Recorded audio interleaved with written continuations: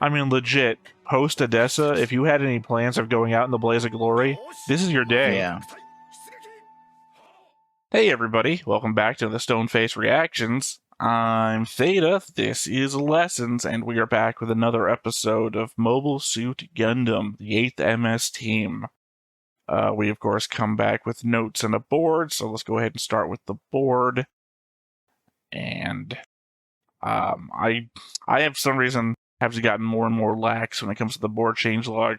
The only thing I've written down is that I added a purple line from Kiki to Shiro, and I think even then all I did was I added a purple arrow from Kiki to Shiro because it's a one-sided thing, but like that's totally not all that I did. Like there's so much more in this board changelog taking it written. I added the 3 kids from the village. I added the 3 Zeon soldiers that are running away. Of course, I marked them as dead because they're all dead. I marked the skinny dude who's shown up in the Kiki entourage many times as dead because he died.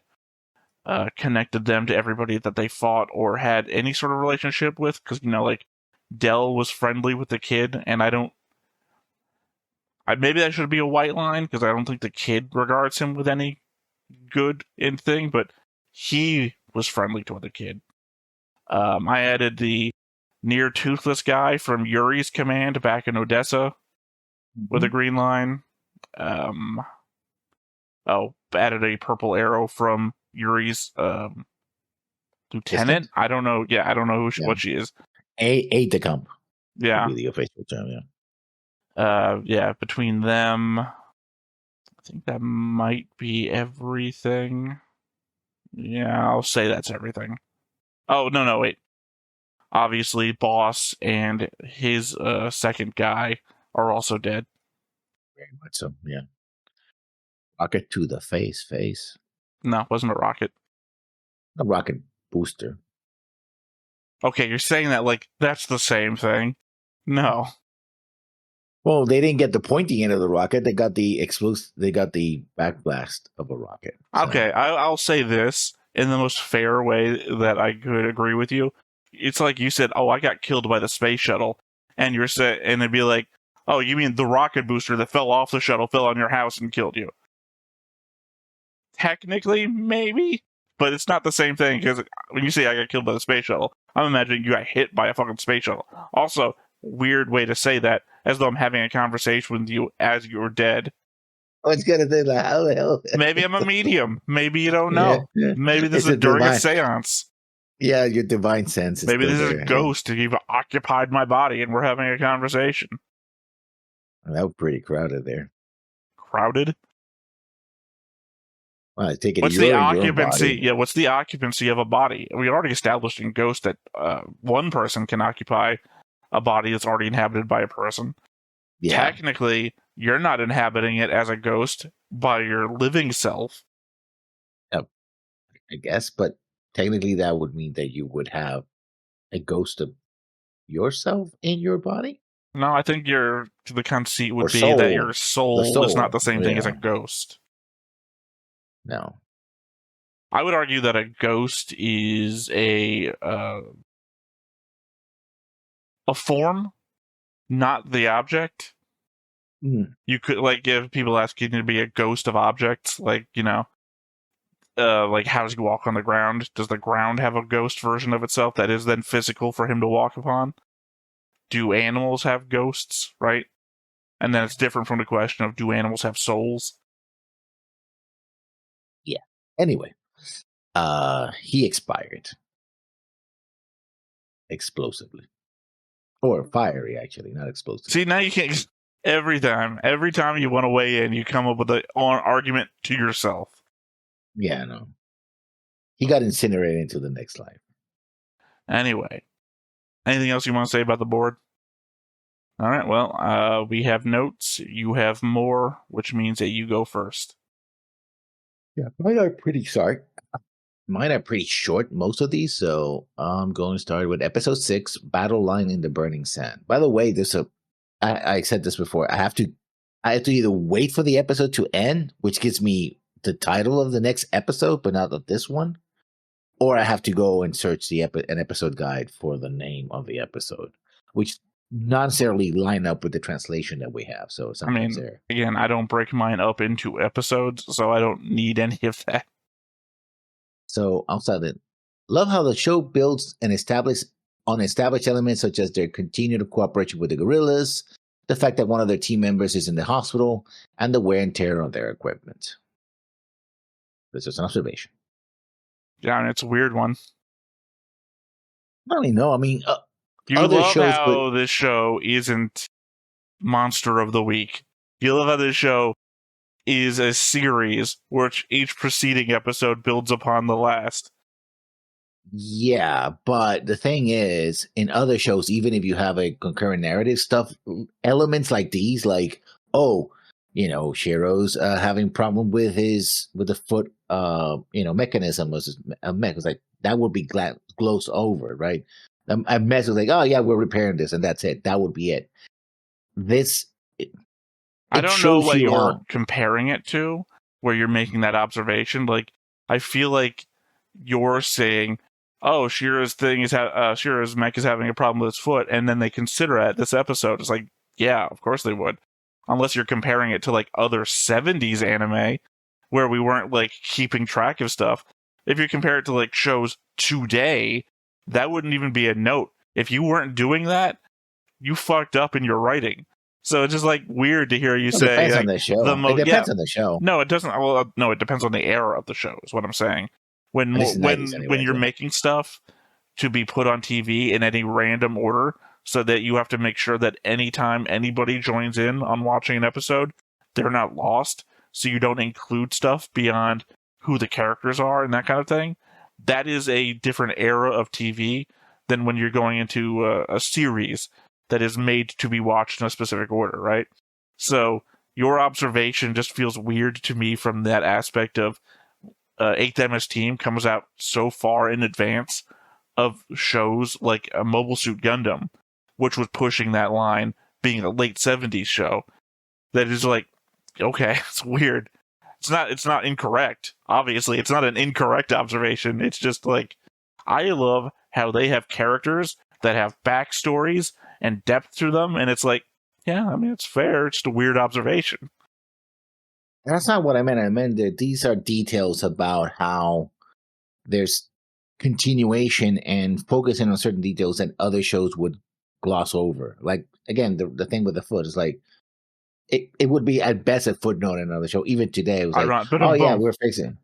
Be like, Footnote. oh yeah, that's The thing about the footnote. No, I'm saying obviously they wrote it in to bring it up later because it's a series. Obviously the example I gave you was a flippant example, but it's just an example nonetheless of something that I would say would be an odd thing to observe. Because, again, I find it odd because I'm also indicating to you during all of these note sections of like, oh, by the way, here's what's also happening in the universe at the time and from other shows that we've watched, right? I do that just about every note episode. So it's like, this is a shared universe full of details and events. And you're like, I'm happy that last episode had something to do with this episode. It's like, okay, yeah, weird. It's a weird note. fine, whatever. Your note then. I don't know if this is a note that I wrote first before ever rewatching anything, and it's a note that I acknowledged during one of our other rewatches. So this is the first time I'm actually reading out loud during the series. I don't know if I ever acknowledged this or not, as in hindsight, I think I may have completely separated what I knew from the fact that Side 2 was Hate. I kept acting like I didn't know what happened to Side 2, treating Shiro's backstory as new information on what happened to the other sides, because we do still have the lingering question about what happened to the other destroyed sides during the war. The thing is, Side 2 is the one we already knew about. Hate, Side 2, that's Island Diffish. We saw in Origin, Ramba and Dozel taking out the Banchai of Hate, and then Operation British, we've seen quite a few times now. I just feel dumb for having treated it like new info for so long, when it's been the thing that we've known about for the longest time? I mean, we talk about the scene where, The flashback. yeah, the flashback where the double barreled gas launcher thing comes out, and Well, when he basically, punctures up through the ground level of. yeah, But no, during the reaction, well, unfortunately, I think it's been 2 weeks since we actually saw it, so I don't actually remember what I said. But I said, "Oh, now we know what happened to Side 2," as though we didn't know. We've always known. Every opening of Mobile Suit Gundam, we were reminded what happened to Island Iffish, which is Side 2, which is the one that Yeah. got gassed. That's what I'm saying in this note. I'm saying past me was an idiot who didn't think about Side 2 was Hate, even though it's in my notes. So this isn't new information. We've always known what happened to Side 2. I mean, although in order of release, this is the first time that we see what happened inside Side 2. It's not until Origins that we also see another side of that people were fighting, and then they fall, the two kids who were in love and died. Well, Mobile Suit Gundam, of course, the opening, literally every opening. But I mean, fair enough. But I'm saying we who are watching in chronological order have always known. Mm-hmm. My next notes. Karen sure has guts going down there on a steel cable on a prayer, because she basically has a foot hook. Foot, and that's it. She doesn't have spikes on the wall. She doesn't tie anything to her waist. If she slips, she dies. Because there's no way. I thought about it. I didn't write a note about it, but I thought about it. That would be fine. One, she's wearing she's wearing better than work boots. She's wearing military boots, which means that she's got foot hooks in there. Not foot hooks. What do you call it? Those little heels. Grooves. Well, you talk about she's got grooves. Yeah, not heels. She's wearing heels. No, she's got grooves, and it's literally it's a hook for her foot, and she's holding onto the thing with the other one, and then operating with her hand. The difficulty would be when she butts the glass with her gun, that she's leaning forwards to do it, and that's going to create momentum. I think she's fine. Also, somebody else is operating the hook and everything, so they're keeping an eye on her. I mean, I think if she had wrapped a rope around herself and done like that, I would be concerning for me, because that could fall apart easy. But I think she's fine. I mean, they're using the same hook system that they get to go in and out of the Gundams when they don't have a gantry, so they're used to it. But even then, one is a height that you could break a leg, right? I mean, at any point that you fall off, it would be a concern, right? I'd be real concerned if she's just hanging off by one arm and doing that shit. But she's foot hooking in. I think she's fine. Maybe she should have had a crampon. Yeah. Like a crampon to the rope, and then a crampon to her belt or something. But I mean, even then you fall, crack a hip. I don't know. With episodes 6, 7, and 8, we officially enter November. Things that happened during the last 3 episodes elsewhere in the setting. The Black Tri-Stars attack White Base, and Matilda is killed. Odessa is fought, Zeon loses, starting the Zeon evacuation. Aileen Nazon kills herself, and Clyde Bettany, a Federation double agent she thinks has betrayed them, she kills both of them. I wrote this in a very weird way. And then she goes on to meet the Zeon Death God. Next up, my notes. I mean, very specifically, by the way, I meant across these couple of days. Just these couple of days are also the events of Igloo 2, Episode 3, and those couple of episodes of Mobile Suit Gundam. A simple mistake in or out of combat can cost you your life or limb, as Shiro learned the hard way. Good thing Kika stayed behind to kick Michelle in the face. Because Michelle got distracted by the letter, and he's like, and then Kika was like, "What the fuck are you doing?" Okay, I'm going to skip ahead in my notes because I have a response to this that I feel like I should just do it here. Now, Michelle not paying attention is inexcusable, but Shiro had plenty of time to pull himself out of his coat before the gears pulled him in. I feel like if we had lost Shiro there, it would have been a combo of faults. I mean, it depends. You're in a tight spot. He's getting pulled by his coat lapel here, right? And He has then to as he's get it freaking out. out, no, yeah, well, you could just pull out. But as he's he's freaking out, he gets his arm stuck there too. But it's still not tight enough because we see it has plenty of room around his arm that he could just pull out. Like if he had calmed down for a second, he could have pulled out of the out of the coat. Yeah. Well, I mean, that's the thing. Calming down in a situation like that where you're, inches away from at least losing life or limb. Yeah, but he's a battlefield commander. I would have to think that calm under pressure is like a job requirement. Okay, let's put it this way. It's calm under pressure and saying you hear a bullet whiz by. And another one's like seeing a white shark about to jump your head. I think the thing that you're more present for is the thing that you should have better response for. I would say it's kind of different. I think if you're fighting a guy who's trying to stab you, you should be more present for it than whizzing bullet. Because you have nothing you can do about the whizzing bullet other than figure out which direction the whizzing bullet came from and try to get out of that. Yeah, so you can shut it out. And it's like, oh, okay, never mind. You shut it out. You can't shut it out. You've got to be thinking about, okay, what kind of gun did I hear? What kind of penetration does that have? What kind of reload? How many bullets can he fire in a minute? You've got to be thinking about a lot of things. Same thing for the guy who's trying to stab you. Even more so for the gears, because clearly Shiro knows how to repair the damn thing. That's why he's down there. So, also the gears are just like environmental. He's not fighting a thing. He's fighting himself at this point. I still think that it falls most on Michelle. I didn't say it didn't. I literally said that was my first sentence on that one. It's inexcusable. But I'm saying it's a combo of faults if Shiro gets killed by this.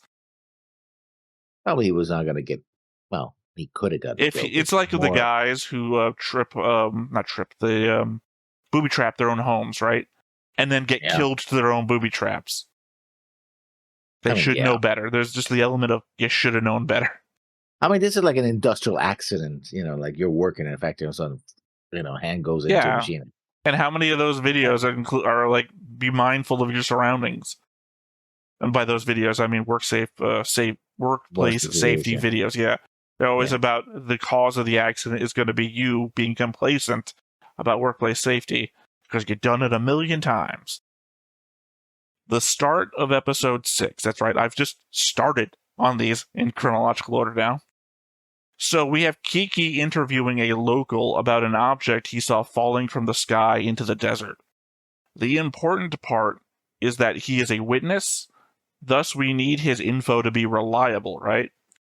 Except then Shiro stands up in the Gundam on the hill right behind this guy, and he seems shocked that the Gundam was even there.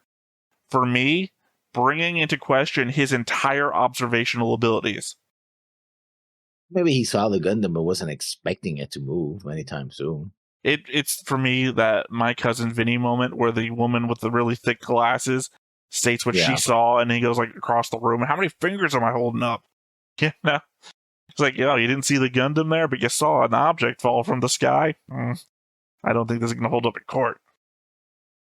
I mean, they also spot the place where it landed. Oh, yeah, no, I mean, very clearly it's in the background of the shot. It's like a massive thing. It's just at the same time, the Gundam is also 18 meters tall and right behind you. And you're like, didn't see it there. Once again, Gundam reminds us how children like Kiki are forced to grow up too fast. She's still a teenager with a teenager's crush on an older man, but she's also someone who faces danger constantly. And once she realizes the nature of BB's letter to Michelle, she stops mocking him. Ironic you would say that, given episode 8's, I don't think we ever get his name, the boss, who's like, she's finally growing up, as though she hasn't been, like, according to your point, how fast she's been forced to grow up because of everything, and then the boss is like, she's finally turning into a woman, as though she's been happy-go-lucky. Well, I guess she technically has. I've got a future note about, like, the same thought process and the weirdness between those two things, I guess. Mikkel's letter. Dear Mikkel, right now it's very difficult for many people. I hate walking in the rain. I take advantage of it to work quietly at home. I am proud to have managed to read some of the French short stories. There are many translations of French novels from Japan, but I prefer to go straight to the text. BB. Hardly the thing you'd think would cause Mikkel to go off into a daydream. Yeah, but there are 3 pages, and that's only the first page. It's the one he stares at all the time. The first Yeah, that's page, probably- the first page across 2 episodes, mind you, is because I looked at it multiple times because I thought, oh, this is something new. Translate it. No, it's the same page again. He's staring at I hate the rain multiple times. But later on, Kiki keeps reading the letter and goes page 1, page 2, like, oh, this is a Dear Abby letter. Shit. Again, except Oops. he's just staring at the page about French short stories. So, well, yeah, that's you'd the one that he you'd wants think to. he would be looking at the page. That's literally the one Kika reads later, because that would be the important thing to him. But he's like, man, he hates walking in the rain. Also, it's a shitty ass letter too, by the way. That's the sort of letter that you would write in like elementary school on a pen pal thing, right? How are you? I am fine. I'm writing a letter. You know, it's like, who's fucking reading this? I mean, it is French, written by Japanese authors, so it doesn't mean that the content of the letter still has to be bad. I don't think it's that bad. It is the entire... Remember, she signs BB at the end, meaning this is the end of my thought. It's a bad letter. Anywho, my next note. As much as it pains me to say it, the reality of the situation doesn't allow for sentimentality. Kiki and Michelle. Let's see if that holds up. Sorry, I didn't get the beginning of that. Okay. As much as it pains me to say it, the reality of the situation doesn't allow for sentimentality. Kiki and Michelle. Let's see if that holds up. Episode 6 was the desert one, right? You're still in your desert notes. Yeah, I don't think it has to do with sentimentality. Oh, yeah. I mean, because that's the part where... Okay. That's what they're pushing. I think they're fucking idiots. Now, granted, I like Kiki. I still haven't liked Michelle yet. I'm sure maybe he'll do something at some point to redeem himself. But he's been digging a hole to the center of the earth, and he hasn't come up for air yet. Sentimentality is the thing that they're pushing, right? Because obviously there's this whole through line of what does it mean to be lost in a war when you have loved ones back at home or loved ones here in front of you that are lost in the war still. But it's not what's important in the moment. In the moment, they are soldiers on the battlefield and they're ignoring their duty for sentimentality, and that's fucking stupid. That's what I'm saying, that this is not a time for that sentimentality, even though the scene is, at the time, it's Michelle, going to cheers like, oh, you don't love anybody, blah, blah, blah. You don't know what love is, and you don't understand that Kiki is in love with you, and, they have this. And then he gets, what's his name? Sanders grabs Michelle and just throws him over his shoulder, like, could have punched him, I guess. He didn't want to, If I could do the Night at the Roxbury head thing, I would have. I was trying to there for a second. Because, what is love? What is love? Yeah.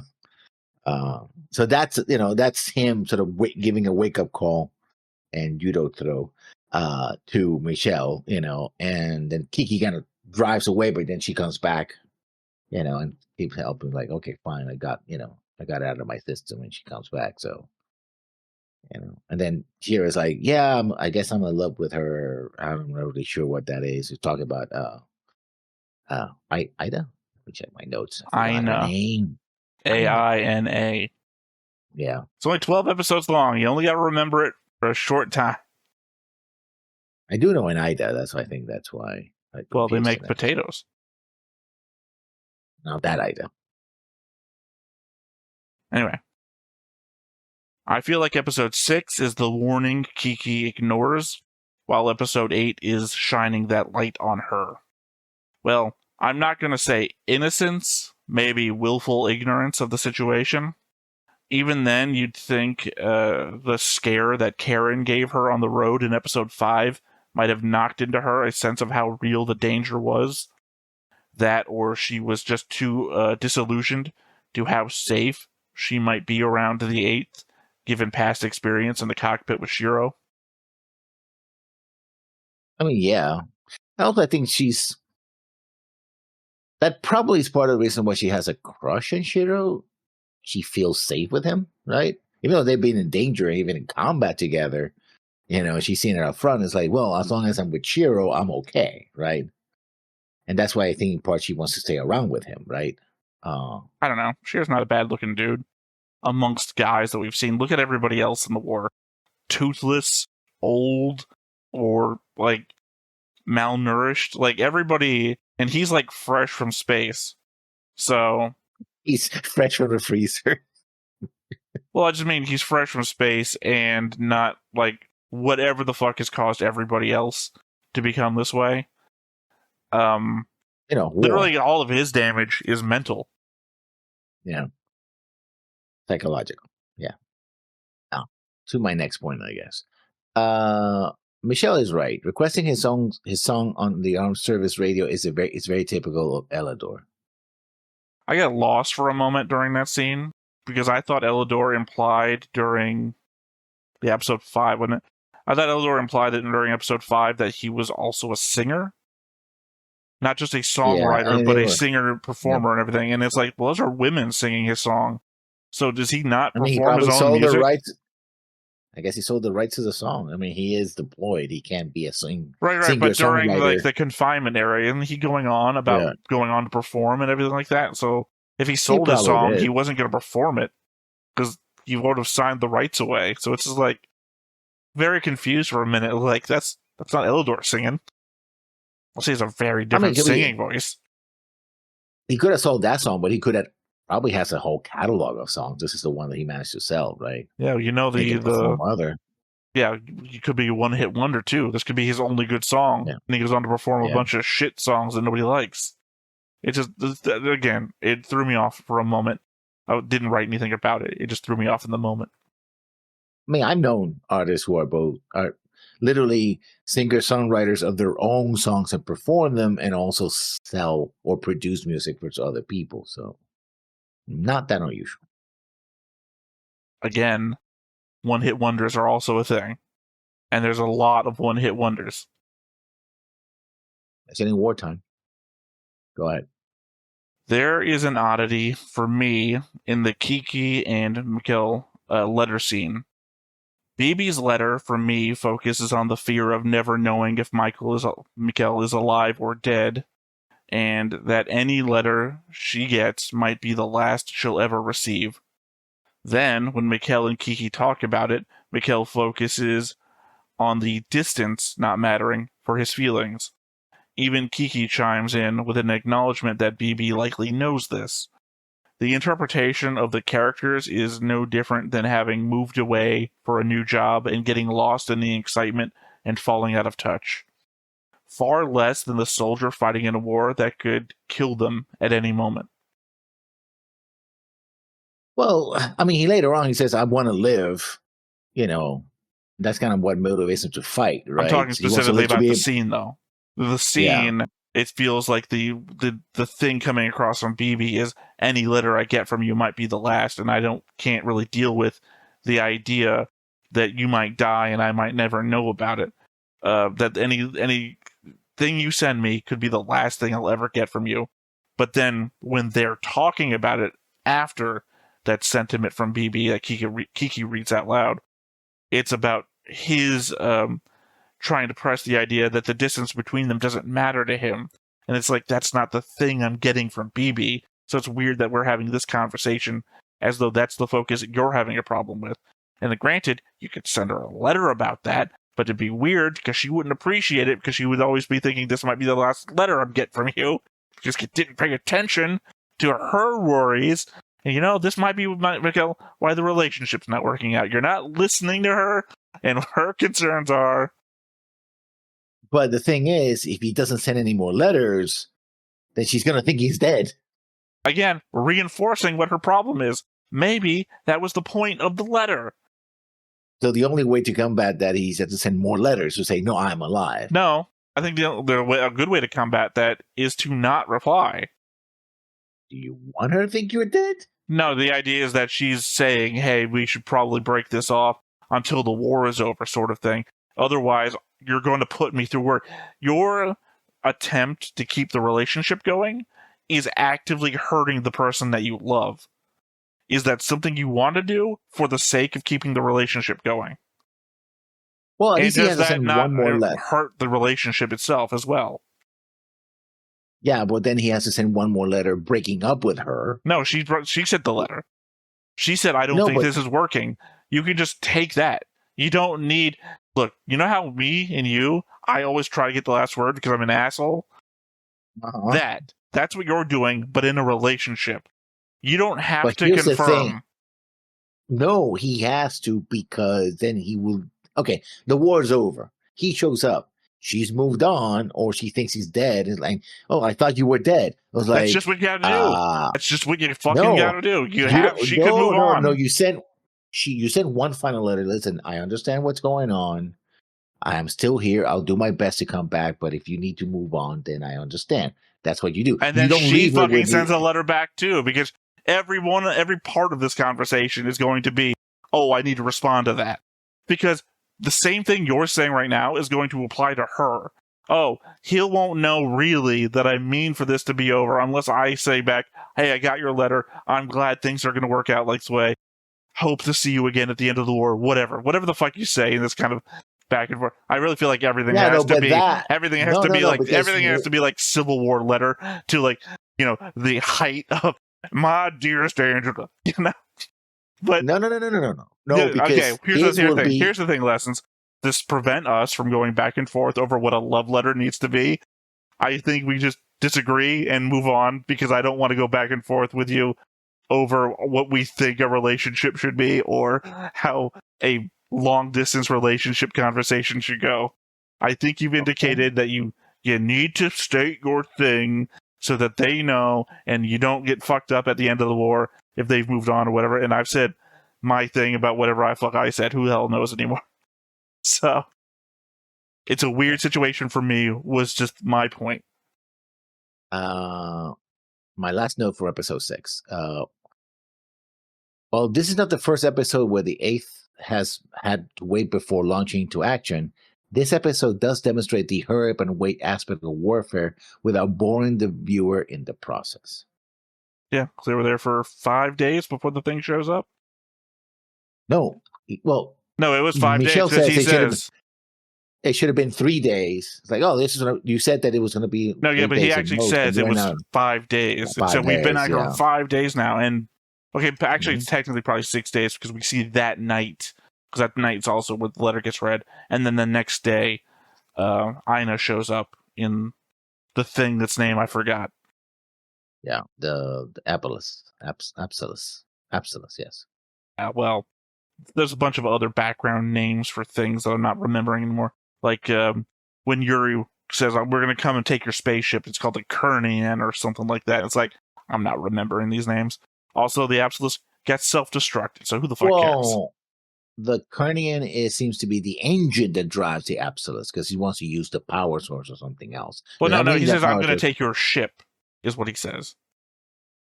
I think it was an engine in my translation. I don't know. I got to check. Well, here's the thing. I have a note about this later. I rewatched in the dub. And I have a note about Japanese. The weird. They say completely different things in the dub, because I'm like listening to them and I'm reading the text on the screen. Here, I'll even say this right now. The 8th MS team is full of complete changes to the text in sub versus dub. A lot of times the characters just say completely different stuff. The one that jumped out to me was when the boss is commenting on Kiki talking to the Zeon forces. In the sub, he says, first to speak is the loser, huh? But in the dub, he says, she must think the first one to speak is the winner. Wow. Exactly opposite. I think the misunderstanding is because Kiki gets up and does the thing and said something, right? But there's no intimation that the Zaku would hear her. So in order for actually have an actual conversation, somebody has to either go to the zaku, or the person in the zaku has to She's right open in up front and of it. talk. She's literally yelling at Yeah, it right in front of it. And we've seen from but Shiro's perspective that actually works. Also, we see from Toto? I forgot her name. We actually see from Top. I don't know why I say Toto. We actually see from Top's perspective, she can hear her. So, yeah, but no, you're analyzing the situation. Boss isn't even out there to know that that's what's going on, other than the fact he keeps shouting. And it's first to speak is the loser, huh? She must think the first one to speak is the winner. It's like completely opposite. Yeah, I guess the translator went like, yeah, this original doesn't make sense. Let's change it around to whatever is happening out there. Well, I just mean sometimes the subtitle is saying a thing, and the characters are not even having that conversation. They just say different stuff sometimes in the dub. Yeah. So, since you said that, I'll guess I go to my next note then. Episode 7 reunion. General Carol. He has. I'll call him Yuri because his last name again from different I always sources just call him Yuri. Being a father to his men. No.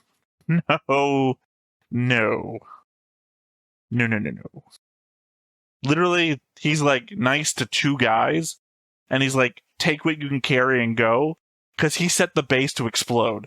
All of his other men, everybody else that reports to him, which I would assume be everybody there, he literally looks over and says, huh, they think they can take that with them. And they fly off, and giant explosion. Blinding white explosion, implying he just killed a lot of his own people that didn't escape. No. What we see is a shockwave. We don't see them. We don't see the shockwave hit the ships. They were still loading onto their ships. Like, slow, broken-ass mobile suits getting on. And he looks over and says, they think they can get that loaded in time. Implying that they're still there getting ready to go. Again, I think that's the dub versus because that was actually written in the subtitle too. And it's like, they're going to bring that old thing then wherever they're going to need, because he's talking about the fight being in space. So that particular mobile suit would be useless. That is a through line amongst things he talks about between him and Guinness, and what he's talking about here by getting back to the actual fight and the actual fights in space. But the through line between him there at, I guess he's somewhere in Europe, I would assume Odessa, but is that he's telling his direct men around him, take what you can carry, we're getting out of here fast. And then he's looking at everybody else, trying to slow load all of their heavy equipment. He's like, they think they can get out of here with that? And then as he's leaving, because he is directly moving from the front line to his vehicle to out, the bomb explodes right behind him. And we know it's a nuke. Out of the first bomb. He says, no, that's not a continuation. The first one goes off, and then you see the blinding light, and the explosion rips past them. And then he goes off to the docks, and he looks at other things happening. It's not the first explosion carrying on, because otherwise you wouldn't see anything, because it'd be still blinding white light. This is a separate explosion, implying the base that they were just in. Lessons. There's time. Like this. There is time between the two things happening. There's time between the two things happening where an explosion is not going off. I would say a minute, 2 minutes. So he's there. He walks. No, he walks in the front. Boom! Explosion goes off. Blinding light behind him. We call it concussive wave goes across. Then he's walking over past the docks, where he's looking at other shit get loading up, like slow walking mobile suit, and you're saying that the explosion is still going off in the background, and blinding white light is no, the shockwave already passed. That happens when he's still with the guy, the toothless guy. And also, he also says that we need all these men to be evacuated because the fight is going to be in space. So blowing up his own people that he just said he needs to fight in space doesn't make any sense. He's getting rid of the fight is in space. He's getting rid of anything that the Federation can use against him. He mined the field that the Federation was coming up to come after him, and he's mined this location too. Mined being just like Bequeath mined his own vessel, like not mined, but he has set up explosives here, and he tells them, we got to get out of here fast. And then when he's leaving, the explosion goes off behind him. Look, we know he's I not didn't a see that good well, guy. Like, you're defending him like he's one of the Federation guys you like. He's on the not bad really. guy. He tried to sexually molest Aina. Like, he's not a good guy. I'm Don't not saying he is a good don't guy. put good qualities on him. He's never been shown to express before. No, I mean, he's saying that in spite of being scuzzy like that, uh, he may have this particular thing. Like even he was like, because we've seen that from Sion before. Like they can do one moment they do something like what the fuck, and then it's like, oh yeah, by the way, I'm gonna do this. Like, well, okay, Yeah. you know, Well, as I've told you, it is like a 3 minute, 2 minute scene of him on the front line at the start of the episode. A nuke goes off that he sets off, which, by the way, already indicating what kind of person he is. A minute later, another explosion. It's not the same explosion. he actually lies about it, and I have a note about that. You know, Oh yeah, no, the but what he vaporization calls, but bomb. yeah, I mean, let's bring yeah, it up now. I'll bring up mine, you bring up yours. So yeah. looking past the bullshit line of it's just a vaporization bomb, Yuri is our second Xeon officer to use a nuke past the Antarctic Treaty. And my note is the vaporization bomb was not a nuke. We swear, right? Yeah. It's Well, a legally distinct bomb from a nuclear bomb. Therefore, please don't nuke us. I mean, they could have said it's a reactionary weapon. It's like, yeah, a reaction to people attacking us. well, I Boom. mean, to be There it fair, is. I even Googled just to make sure that it wasn't part of my own ignorance. Maybe there is Yeah. something called a vaporization bomb. It's like, no, it's not. It is what it is. The only thing I got was I did the same thing. If it's something that was unique to Gundam, right? Oh, it's a special Gundam weapon. I didn't even right? think it was something unique to Gundam. I just thought maybe something I didn't heard before. Yeah, or it was the closest thing I got was fuel air explosives, which are powerful, but they don't. And he continue the note on Jury, and he's also a ladies' man with a penchant for blondes. I know she has more like white hair, but Well, I mean, I on think the that's probably platinum just blonde, a urine thing. yeah. And then That's why I his said assistant, during the Ada Camp, episode yeah, that I thought she was wearing red. So part of Guren's communication service because they're also all blondes. yeah. But the fact that the two women that we see him, one lusting Well, after Ina's him, not and one lusting blonde. after him. She's platinum blonde, I guess. That would be. She's white haired, but I don't think that counts. I mean, I understand that we all like, Zex Marquise is platinum blonde. It's like, okay, sure, but it's white though. Yeah, well, I mean, it's anime hair, so yeah. Well, I think platinum blonde exists. It's just not blonde, right? It's like, is gray white or black? Well, it's gray. Yeah, it's its own color, right? So, how blonde do you get before it becomes white? When I'm like, Cherry blonde, if I get redhead. if I get to like 70, I'm just gonna tell people I'm blonde. I think that's gray, man. No, blonde. It's platinum blonde. You can't tell me that the difference is. I had blonde hairs, which is very weird. I think I told you the story already, so I don't know if I want to repeat it on Chan. I haven't told I you the story also about don't how recall. I was born blonde, then I had red hair, and then by a year and a half, I finally had a very dark black hair within a year and a half, while I was born. And then I had lighter brown hair, on the darker side, but I still had like natural blonde highlights in my hair until those highlights eventually turned white from age. So I was like, I there you mean, go. when I was younger, I had red hair. Then I went auburn, and now it's brown or whatever. There was a time where it was like brown on top, auburn red near the bottom. People used to say, "Oh, look at red hair." I still bleed like a redhead. The tiff between Shiro, Michelle, and Kiki totally makes sense from Shiro's part. You start getting the locals to do insignificant crap like running letters, and you risk getting them killed for that same insignificant crap. Kiki offers to take a letter from Mikkel to their HQ. 1.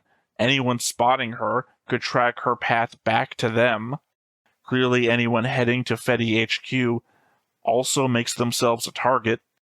Shiro getting her to step back is not only a move made to try and protect her, but also reinforce the lack of discipline Mikkel already has. The guy already avoided a court-martial for desertion once, has been slacking on all of his duties for 5 days, and almost got Shiro killed. And now he's yelling about a letter. And it's not as if I don't understand the motivations at play or how important they are to the characters causing problems because of them. It's just that this is a war, and some things are more important than others right now. Yeah, I agree with that. You should. It was a note that you read yourself earlier. This is, I know this is just, anime physics, sort of, but I still was like, this has just popped up in my head. I said it during the show as well. How can Shiro even breathe that high? Because they're way above the mountains, right? And those mountains are snow-capped in an otherwise area which has deserts and, rice paddies and tropical fields. So at ground level, it's pretty hot. So those mountains must be pretty high to still have ice, and I don't snow. know that he'd be above, what do you call it? The height of where the atmosphere begins to thin out beyond the capability of people to breathe in. All we know is that it's cold, that it's cold enough to freeze, but we also don't know. Well, it's November. It's also November. It could just be seasonally cold as well. I mean, obviously not in that location, but the higher you go, the colder it gets, right? Plus the seasonal change to elevation. I mean, not to mention also the fact he's a space. He's not a space noid, but he is from space. There might be some element there at play that we don't know what the colony air mixture is like. Maybe, there's the health benefits to living in a less dense atmosphere. There could be, or a higher elevation. They could just do that by default in the colonies. People just live naturally longer there because they have better atmosphere. I'm just saying, I don't know how high up they are. We don't know that they're Himalayan height, that you can't breathe right. They could just be normal mountain climbing height. Which could still be pretty thin air. Can be, but doesn't have to be. Yeah. I mean, if you are in a place where you have snow-capped mountains and you go above the tree line, that's when you start grasping for the air, because it's one of the reasons why the air is thinner. Well, again, though, once again, Aina is also a space noid. He's from the colonies. We don't know what their atmosphere they're used to. She's supposed to have, although later on she's without, at least she's supposed to keep her visor down, and that means that the suit will be giving her air. So, she's not wearing the helmet, though. As you were trying to indicate, she's not wearing the helmet during most of the encounter with him on the mountaintop. So I'm saying that they're both from space, and they're both not having a problem with elevation. So I'm talking about the particular scene when he gets out of the Gundam, that it's, the Absolus is actually flying above the mountains, quite a bit high above the mountains. So they're 10,000 feet, 15,000 feet, I would guess. Yeah, that air has to be thin. Let's say that the highest mountain is about 3,000 to 4,000 feet, and they're about 3,000 or 5,000 feet more of that, so about between 5,000 to 7,000 feet. Yeah, the air is going to be pretty thin everywhere. So he goes out of the. Here's the thing. My argument about this, which is probably going to be my last, but you can keep going if you want. But when I bring up this stuff like this, I usually come with a bibliography of, hey, I looked up on this site and this site from these organizations that say this and this about this. So, like, when I talk about Kira from Mobile Suit Gundam Seed kicking a guy out of the cockpit so that he can take the Gundam, and it's like, okay, the cockpit is about this height, and that means this guy fell from 14 meters up. Well, the Institute for, I forgot what I said back to time, pole installation for electrical workers, says that a fall from this height will probably kill you, and da-da-da-da-da. So, when we're doing, like, here's how high people can breathe, and this is how long they can breathe in those atmospheres, like, people exposed to decompression in airplanes and whatnot, that's the kind of stuff that I would bring for this. So, offhand, where I have no background information, no bibliography, nothing like that, seems viable to me. Next note. I mean, that's why I started doing the bibliography shit, because Griffin would hit me with that stuff all the time. It's like, all right, fine, you want to have an argument with this? I'll come with notes. Well, Kiki's got one confirmed kill now.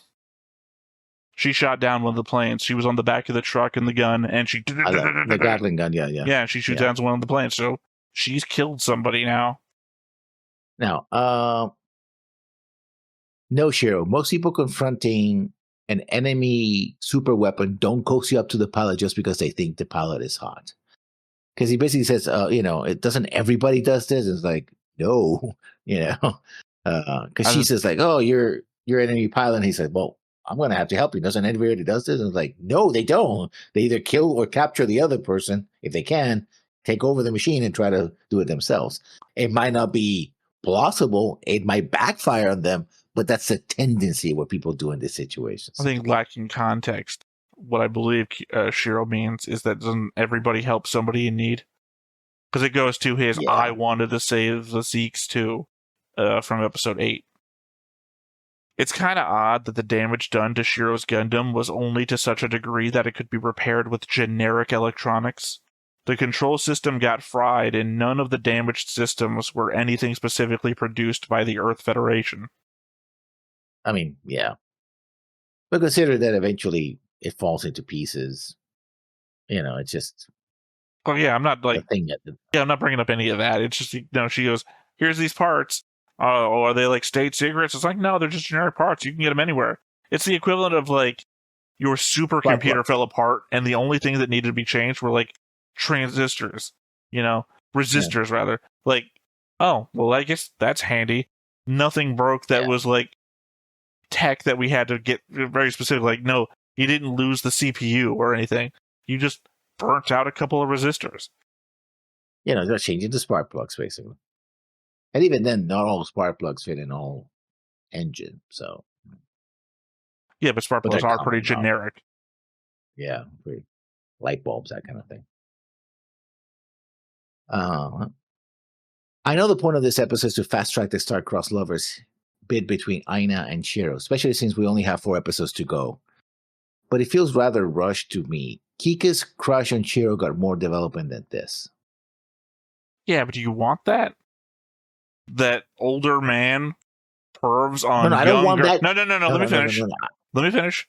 Let me finish before you look bad, and then you can defend yourself.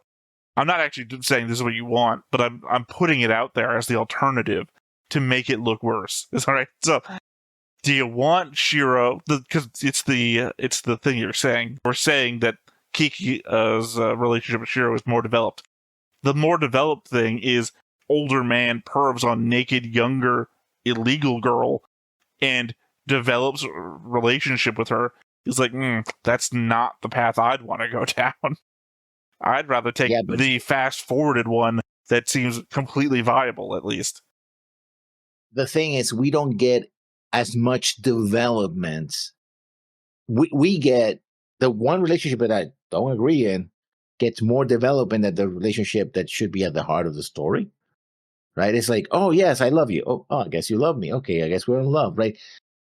Which is, consider situation and, how high spirits and not high spirits, rather the tension that could lead to that. You heard the whole swinging bridge thing theory that a man was in a rope bridge. He's a woman on the other side. And as the rope bridge is swinging, they confuse their anxiety and fear with, affection or love for this woman, right? Because like, it kind of feels the same for them. Kind of like that seems to be the situation. They're both trapped in a difficult situation, which is also the first time they met. We're also in a very difficult life and death situation, which is okay, fine. But I think if we got a little bit more of their development before in the last 8 episodes or 7 episodes, it would have been a little much better. Here, it kind of feels forced. It has shades of episode 2, Star Wars episode 2. Kind of you say shades are great. Oh, yeah. No. I mean, it's better. I like these characters better. I don't have a problem with it. How many love stories start with the whole, do you believe in love at first sight? Right? Men go to bars to pick up women based on first sight shit. Like, you don't need to have a Gone with the Wind relationship. Like, set up the entire movie. Well, I'm saying, I don't need the whole fucking setup to how you fell in love. You got stuck with her in a hard time and decided that you fell in love. Cool. Like, I say this a lot in my solo reactions to stuff. The emotional shit is like the things I'm most separated from because I have a hard time, like, I can't put that to paper, right?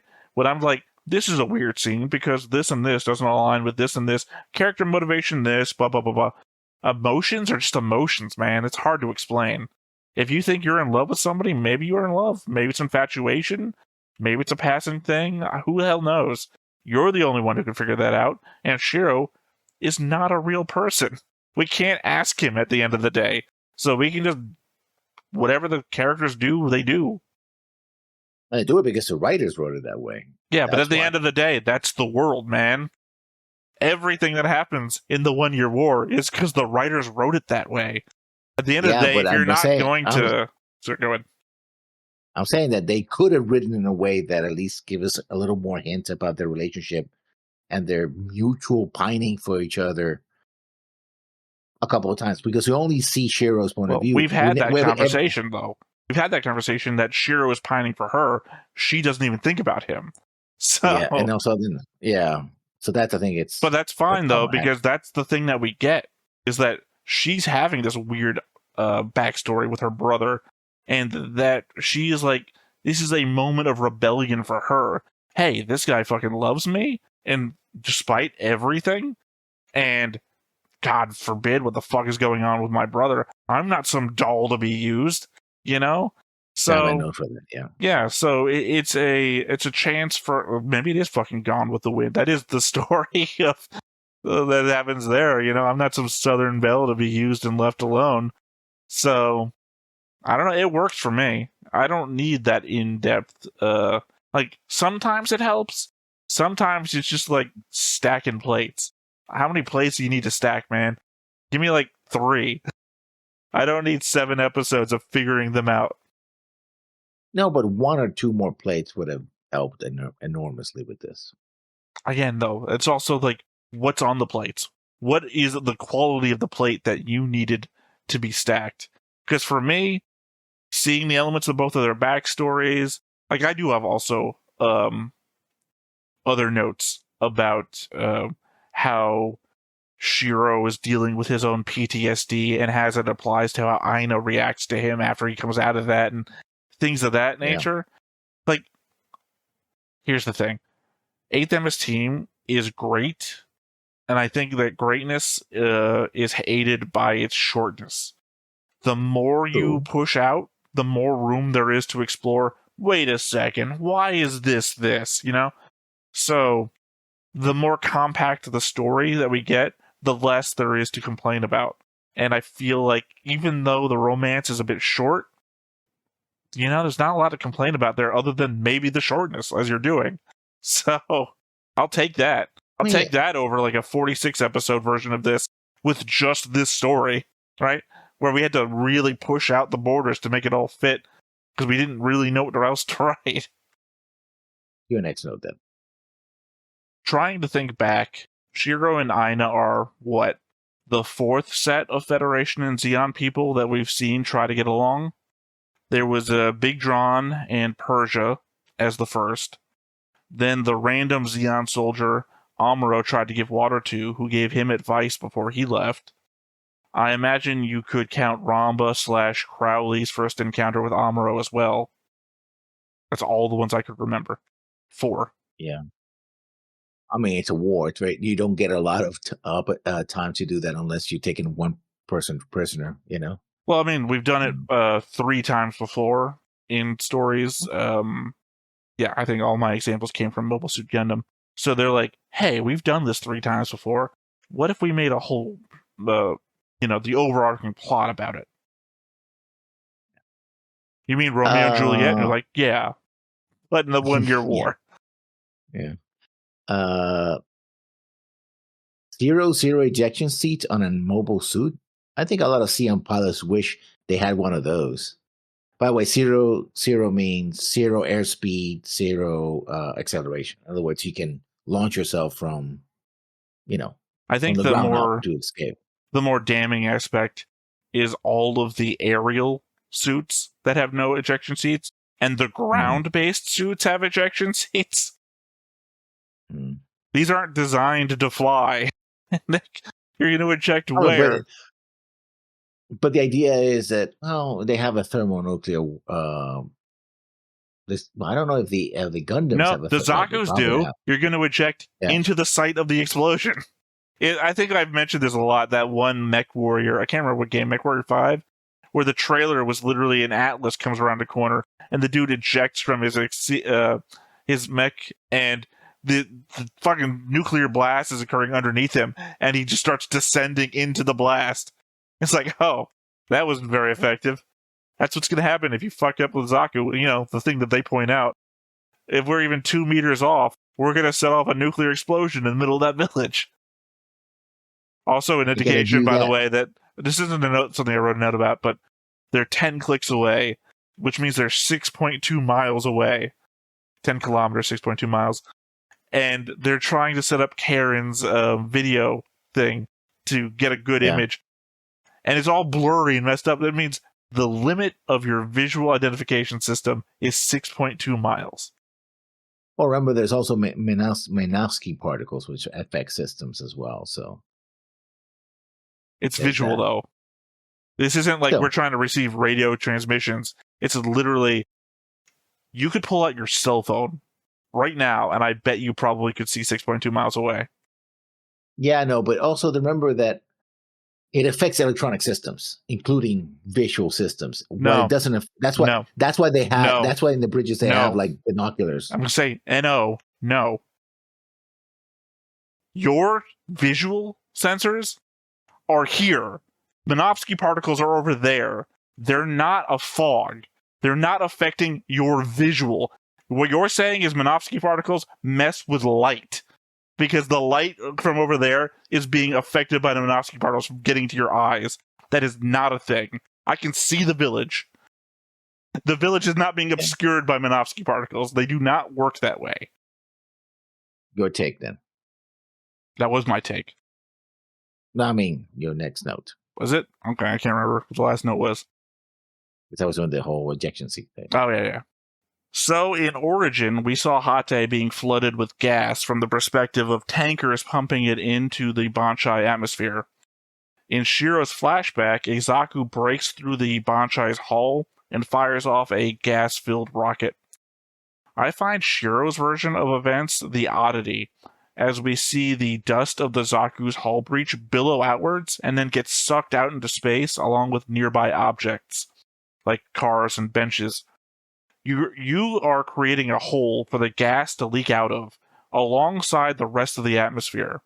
In fact, if you made more holes, people would just asphyxiate, rather than the horrible mix of nerve agents that is triple G gas. It just doesn't seem to mesh well with the point. I mean, it's probably something that they rewrote for Origins because they were like, yeah, no, breaking the hole like that, which Okay, is like fire. okay. Ignore my part about them pumping in gas for the tanker and just think about Shiro's perspective. All right? Imagine that you are in a bathtub, right? And somebody punches a hole up the middle of the bathtub, and they're like, ha ha ha, and squirts a bunch of piss into your bathtub from the bottom. Except that they squirt the piss up into the bathtub right through the hole, which means it just comes right back out the hole. It's like, what was that? That was fucking stupid. Like, Shiro's own perspective. Shiro's own perspective. Probably collapse onto my. Well, actually, they probably get killed because I live in an apartment building, so the bathroom probably would collapse on top of them from above. But sure, that's even stupider. Yeah, the Breaking Bad acid bathtub scene. But yeah, my point being is that you very specifically showed us all the dust and crap blowing out from where this thing comes through the hole, and then all of it being sucked back in and out into space, especially the cars and shit. That's how powerful they are saying the suction is here. So this dude fires off a rocket, let's say a kilometer away. The air is still being pulled towards this hole. It's not expanding outwards to the rest of the colony. It's being pulled back towards you, and this big old suction hole that you've made. It doesn't make internal sense for me. Like, maybe if the guy got out and, like, ran down the colony some ways and then fired off something, I don't know. Or, broke through and then sealed the hole behind him and then started gassing people. But that's what I'm saying. If you just made more holes, you'd asphyxiate people and they would still die. You're like being torturous for the sake of evil. Yeah. But still, Well, they did get gas. you remember back in Origin, they were like, we're doing them a favor. No one wants to see the Earth coming up in front of you. Yeah. We're going to kill you now, so we don't have to kill you later. Well, we're not Nice. going to kill you now so that you don't have to see it coming. Yeah. You know, like, I'm going to kill you and then put you into the car and then run the car off the cliff. I'm doing you a favor. You won't see the bottom of the cliff coming up to meet you. And my question is like, but I don't want to die. Either way, I don't want to die. Yeah. Whether I die from you killing me now or die from seeing the ground rushing up to me, and being crushed by both my inertia and the whole body of the car crushing me to death, and probably also catching on fire if he has any fuel in the tank as well. Not exploding, just leaking. That's the problem with dealing with a murderer, right? The bet is that you're going to die. That's off of the table. That's all. No longer a negotiating point. You're gonna die. How would you like to go? Not the nerve agent, please. Not the one that literally melts my fingertips off when I touch your helmet. Yeah. Hero, I just remember an act of mass murder that killed 20 million colonists and led to the destruction of half the population of Earth. But you're so hot, I'll ignore it. Ignore that. He having the flashback. No. I was sorry. No. My look wasn't because I don't know what you're talking about. I could have sworn I had a note about it. But apparently I didn't. Because no, I found it very weird, her reaction to, I guess I just didn't write a note about it. I could have sworn I did. Her reaction, her acceptance to, Zeon! And, actually, maybe I do have a note. I realized that I'm just further back. No, I don't. How did I not write a fucking note about this? I could have sworn I wrote a whole note about, because he wakes up and says, a Zeon, and grabs her by, well, I would say lapels, but it's a spacesuit. Yeah. And she's just like, oh, it's fine, Shiro. It's like, some level of acceptance is working here that I just cannot explain. I mean, I think I know why that is, but I'm not going to talk about it yet because we haven't seen it yet. We will see glimpses of that, but Yeah, I'm just more surprised by the fact that I know I had a whole long thought. Maybe it was one of those notes that I typed out, looked at for a bit, and just deleted, because sometimes I do just like write entire thoughts about a thing and like, nah, this doesn't make any sense. Delete. I knew it was a whole thing that I considered, but for some goddamn reason I didn't write it out. Without Aina around, Gnaeus clearly hasn't been taking his medicine. We clearly get shown a scene of his meds sitting off to the side and the bell in Shiro's watch beeping, and Gnaeus not taking them, which goes a ways to explaining his combative nature once Aina gets back.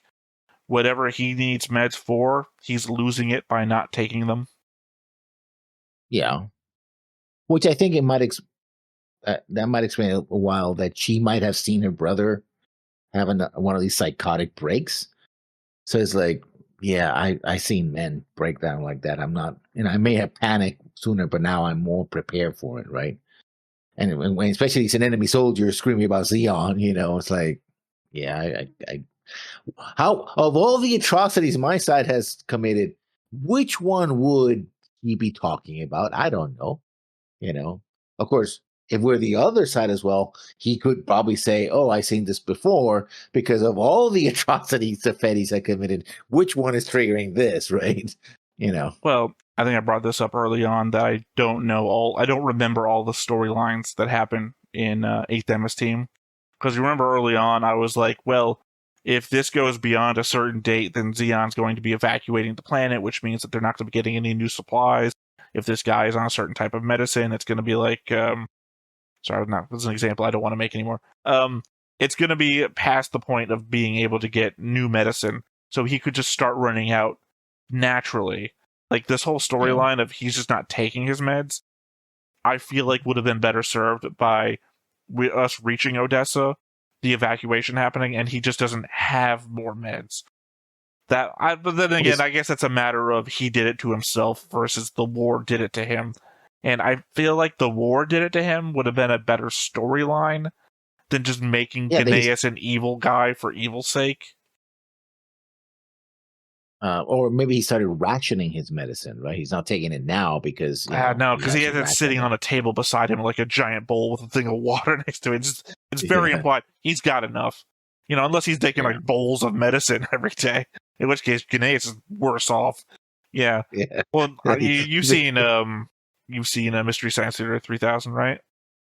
Yeah. The brain guys who are like, oh yeah, we can put all of our food for a day in this pill, and it's like they're taking bowls of pills every day. It's like, oh, it's one simple pill a day, yeah, for breakfast, and then lunch, and then dinner, and then like 5 other pills every meal, and then 5 other pills. Like, oh, you're just putting all your food in pills. Yeah. I was like, yeah, Gnaeus is just, I don't know.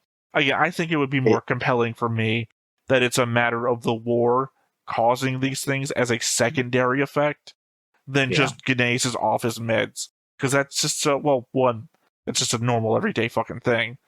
But also to have your commander in charge and no one's gonna say anything. No. The Yeah. commander's just shooting the wall again. Commander stuff. It's like, oh, okay. Yeah. Very, very, very Darth Vader. And we all know that a fishbowl full of pills makes the medicine go down. So yeah. Your note. Yeah. Clearly, Big Brother is too busy with his video game to worry about his sister. You can't pause a multiplayer game, So a thought that I had that I think applies to that scene is when he gets back, like this is the next episode, mind you, but when he gets back, he has a picture of her. I can't remember. It's in Shiro. Yeah, she's on Shiro's lap or something like that. And I'm thinking to myself, where the fuck did he get that picture from? Because I think it's one of the fighters. No, remember the pilots were like, well, what about the Earth Federation soldier? Oh, eliminated. Yeah. As though they didn't see him. So it's like, they didn't see him where they get the picture from. They didn't take the picture. So is he like Xeon satellites, like zooming in, is watching? That's why he's so focused. He's not taking his meds because he's watching his sister with this Earth Federation guy, all pissed off at the screen. Yeah. Well, I mean, it's like, what else was he doing at the screen? We know he's fucking he going was looking at insane. He's not taking his meds. It's going to some schematics of the Absolus or the next generation, whatever it's going to. I don't know. It's the conceit that she's lied to the Xeon pilots about him, but there's very clearly a picture, and it's like, where the fuck did the picture? Sorry, my mind also wandered to like Voltaix 5, where they like are constantly zooming in from like orbit until like what people are doing on the streets and everything. It's like, if you can clearly see what everyone's doing like this, how are you always surprised where they're fucking at or anything? It's like, if you, I don't know. I just like putting those two things together made the most sense to me. That was your note. Is your note next, right? I don't know any situation where being compared to a living doll is a compliment. Yeah, no. I think what he was going for was, you're so pretty, but you're like a living doll. Again, I don't know any situation where someone's like, you're a living doll, and I'm like, thanks, best thing I heard all day. Like, what? Especially when we see next, right? Aren't living dolls typically a horror movie thing where they're really creepy? I mean, which triggers to her flashback of walking around and seeing that she is a living doll for her brother, right? Because he says, well, that's the flashback to, that's a flashback scene. It's not like, but we don't see anything of it. It's like she just has this bad connection to this thought from Gnaeus that you're gonna be my thing moving forwards, because I'm sick and I can't do it myself. And then, but ultimately, when she fades out, her arms or legs are missing. So it's only her torso and her head. Well, because he said, you're gonna be my arms and legs again, because he's too sick to do it himself. And we also know that she's complaining about maintaining the Sahalin family. Like, oh, I'm the person who has to maintain appearances and blah, blah, blah. Well, because in previous episodes, she says that I'm going to make my brother's dreams come true. Although she says those pleasantly, versus now, all of a sudden. See, that's the thing. You're saying, I wish the relationship had been developed more. I wish her backstory had been developed more the way that Shiro's had. Because what we're doing here is that we're like, interweaving in between their stories, and we're getting Shiro's current developments in this case, we got his backstory flashback thing, and then we got her story flashback thing, and we don't get as much development for her as we do Shiro. It's her riding in the Absolus, and that's it. So I wish we had gotten more development for her, so that when we do crisscross and everything, like the living doll comment, or fulfilling Gineas's dreams, or any of that other stuff, it had more context. And I guess just showing like a scene with Gineas with a doll in a corner or something like that, that would have just like kind of. Well, I mean, I don't know what you're doing with that one. Not like she's not. He doesn't or actually, she having a doll. Yeah, it's not like a Lord Helmet. He's not playing with dolls when no one's around. I would say also, not for nothing, given more developed to what's his name? Not Nolan. Yeah, her Norris. Attaché. Yeah, Norris, the people on base. You can get more development for those people on base too. I mean, obviously it's supposed to be Earth Forces centric because we're not doing that. Let's develop the Zeon thing a little bit more. Yeah. Because we're making them out to be evil bad guys. You disagree with me on the whole Yuri blew up the base thing, but even then, we are still pulling like the flashback to the gassing of Sai to Hate. But we're still shooting at the feet of a woman and child. I mean, a ricochet can still kill them as easily as anything else, right? Well, I mean, that's I haven't seen whatever it comes from, but that is one of those famous short clips of Gundam. Yeah. That a mobile suit is firing a thing, and literally one of the chambers comes off and just crushes a mother and child. That just random shit in a war scenario can hurt people around you. We'll see a deliberate attempt at doing just that or something similar in right now. Well, not right now. A little bit later. Yeah. The most Japanese thing Shiro could do: use the Gundam's beam saber to create an onsen. Onsen. Yes, I know it's not a natural occurrence because onsens are supposed to be natural hot springs, but still, it's the whole, let's get to the hot bath. I mean, ironically, he could have made a natural one.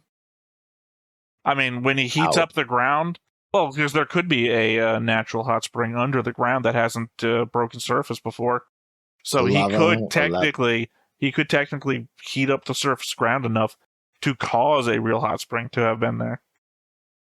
Your point. It's kind of ironic thinking about it, because now I'm also watching Apocalypse Hotel, where Drillerbot is found dead, creating a hot spring for the hotel. A real tough situation to be imploring your Zeon girlfriend that there's no hope for your relationship because of the war you were fighting, to then watch her remote self-destruct her super weapon to kill Federation pilots right above you, perpetrating more deaths in said war as you are making your point. Yeah, and not calling her out on that, by the way. He didn't call her out. Of course not, she's hot. Yeah, that's what I'm saying. As long as she's hot, there's no problem. I mean, it's been plenty of time where I've had to load up a heavy thing from the back room for an annoying customer at a retail job, and I said, she's hot. Yeah. They do capture the relationship between Guinness and Aina very well in a very short scene. How she was once a carefree child living under the shadow of the Sabi family, only to become a puppet to their scheme through her brother. I don't know if she lives in the shadow of. I mean, other than literally in the shadow of, that we see the evil building off in the distance, but it seems minimal in the distance, implying that they're not near it. But I mean, they're not in the literal shadow of the zombie family. They're not being influenced by them, because we haven't. Well, they do run Zeon. Okay, maybe you're right. I'll give you this. And also remember that. Well, I mean, he could just be boasting, of course. Guinness says, "Oh, this project was personally, ordered by His Excellency Sabi." What's his first name? Damn it, the old man. His Excellency, Sorry, who are you going for? The leader of Zeon, so he gets melted by. Oh, god damn it. This is the same problem we had last time we watched something where I can't remember what we were watching, where I was literally having this problem. It starts with D. Yeah. And all I can think is Dozel for some reason. That's not right. No, it's Derek? not those It's one. not No, Derek. It's no. something like Derek, though. The Derek of the Saba family. Well, no, it's like a Yeah, Sabi. DK noise thing. It's like Yeah, not Daikum because that's Zeon Xeon's Daikun. last name. Xeon's Yeah, Daikun. yeah. How about the head of the Sabi family? I could just pan over to the board and I'm not gonna. I'm trying to figure it out. Because I know, fucking bald head holds his son Garmo in an open palm because he's fucking the mom of the family. Oh yeah, Degwing. Yeah, that DK noise I was talking about. Yeah, Derek, Degwing, which is DEG. Yeah, Degwing. Yeah, Derek Zabi. Yeah. That's the American recut of Gundam. Yeah. Well, it happened before they renamed Char or something else in a video game. Well, no, well, that was Char. Well, that was going to be his name in the movie, SHAR, Char. Yeah. But God, now you got me trying to remember what it was from that fucking. I mean, that is an amazing live action series of clips, though. Like you can see where they were trying to go with some of this, but they just didn't know. It was like a guy who didn't know handed off a script to another guy who didn't know. So someone was just blind writing down like the first 15 episodes of Mobile Suit Gundam. Jean. It's not Char's name. It's the Duchy of Jean or something like that. It's the Duchy of Jean, yeah. But like not John, but Jean, like French Jean. Jean, yeah. I mean, the only thing you got to ask in this situation, does this come with a check? Yes? Okay, I'll read it. Don't worry about it. Well, again, they wouldn't know, right? It's somebody who doesn't know handing off a script to another person who doesn't know. Yeah. This is weird, but okay. Who's Jean? Considering everything that's happened in the war and the various serious takes we've seen in previous shows we've watched, it's surprising that Shiro's little outburst was met with, this is during the court-martial, was met with laughter and not anger. I couldn't imagine some of the other characters we've met being as charitable as to consider Shiro's views as foolishness rather than insulting. Most of these characters tend to view things in terms of what they've lost and what that means to them, in which case Shiro's good people on both sides would come across like a slap in the face. Yeah, but I see it as these are commanding officers like, oh God, we got to deal with one of these idiots. What do we do about it? But see, even your implication of one of these idiots would imply that there's more than Shiro out there, and he is like nearly the first. I imagine there must be, but I can't remember anybody else. Literally on the Federation side, like it's always been a Zeon guy who's been like one of those guys, Big John and the like. Yeah. I can't remember a Federation officer that was that way towards a Zeon person. I mean, considering what's going to happen next, yeah. Well, no, not even what's happened next. What's happened before. You can't get past Operation British. Like, that's what I'm saying. That it's surprising to me that these people are like, ha, he's a fucking idiot. And not like, how fucking dare you? How many people have died for you to do this? Do you not respect anybody you grew up with? Like, bring up all of Hate inside too and everything like that. Like, how fucking dare you? Like, it's surprising to me that they're laughing. And not like one guy, like, let me tell you guys, this is what this idiot's about. Like, no, everyone just fucking understood and laughed. Like, nobody was angry. That's the insanity. Yeah. Also, they might think that the concept is so preposterous. It's like, where do we even begin? It's like when somebody says something in social media and you go like, huh? I mean, maybe. What? Maybe they are. Maybe they are super. What? Maybe they are super fucking angry. Maybe they are all super fucking angry, but they're so angry that all they can do is laugh. Yeah, there's like they're going past the what the fuck's wrong with you? Forget it. We're not going to deal with you. You've driven us past anger into insanity. Yeah.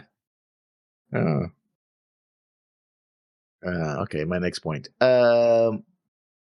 I do have to say that the scenery with the frozen pond is beautiful because they're standing in the former, hot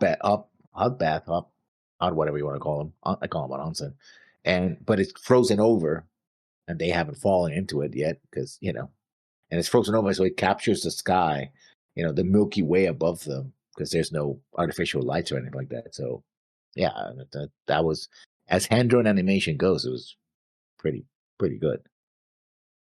I think so some of the things we have lost, but a little bit emphasis on CGI and just making things as fast and cheap as possible. Sorry, it's just funny to me because one of the recent comments in some of the Macross stuff, I think it's Macross Frontier, obviously, because it's on YouTube, was people agreeing, or one person agreeing with my commentary about the CGI not looking so great in Macross Frontier. Yeah. I read that comment, yeah. Yeah, so, because I said it didn't bother me, but you're like, nah, it doesn't look good. Because it doesn't mesh well. Yeah. Well, can you imagine CGI in, say, Macross 7, for example? It would stand out like a sore thumb. Actually, the intro had a little bit of CGI, especially the city and all that. So you can actually tell that Basara was walking in a CGI set. But I mean, the amount of CGI that's in Macross Frontier being in Macross 7. Little. Yeah. No, you have to say it would stand out a lot more. So, like, having the beam weaponry and stuff being in CGI, it was like, I don't know. I don't think I complained about it for very long. It was just an episode 1 thing. Yeah. Anyway, your next note, I think. So Yuri's got to be coming to the base knowing that Ganaeus has lost it. Ganaeus gave his little speech after having shot the screen. That really shouldn't have cut the transmission, no more than if you broke your monitor while we were recording. Yuri should still have heard and seen everything, including Ganaeus pointing a gun at his sister, a woman Yuri has been hitting on.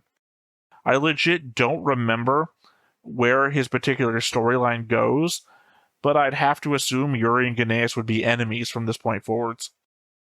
Yeah. I mean, they seem to have been rivals, went from friendly rivals to outright rivals. I don't know if there's an enemy situation. I think it would be more one-sided. It would be Ganaeus being an enemy of Yuri, and Yuri's like, shut up.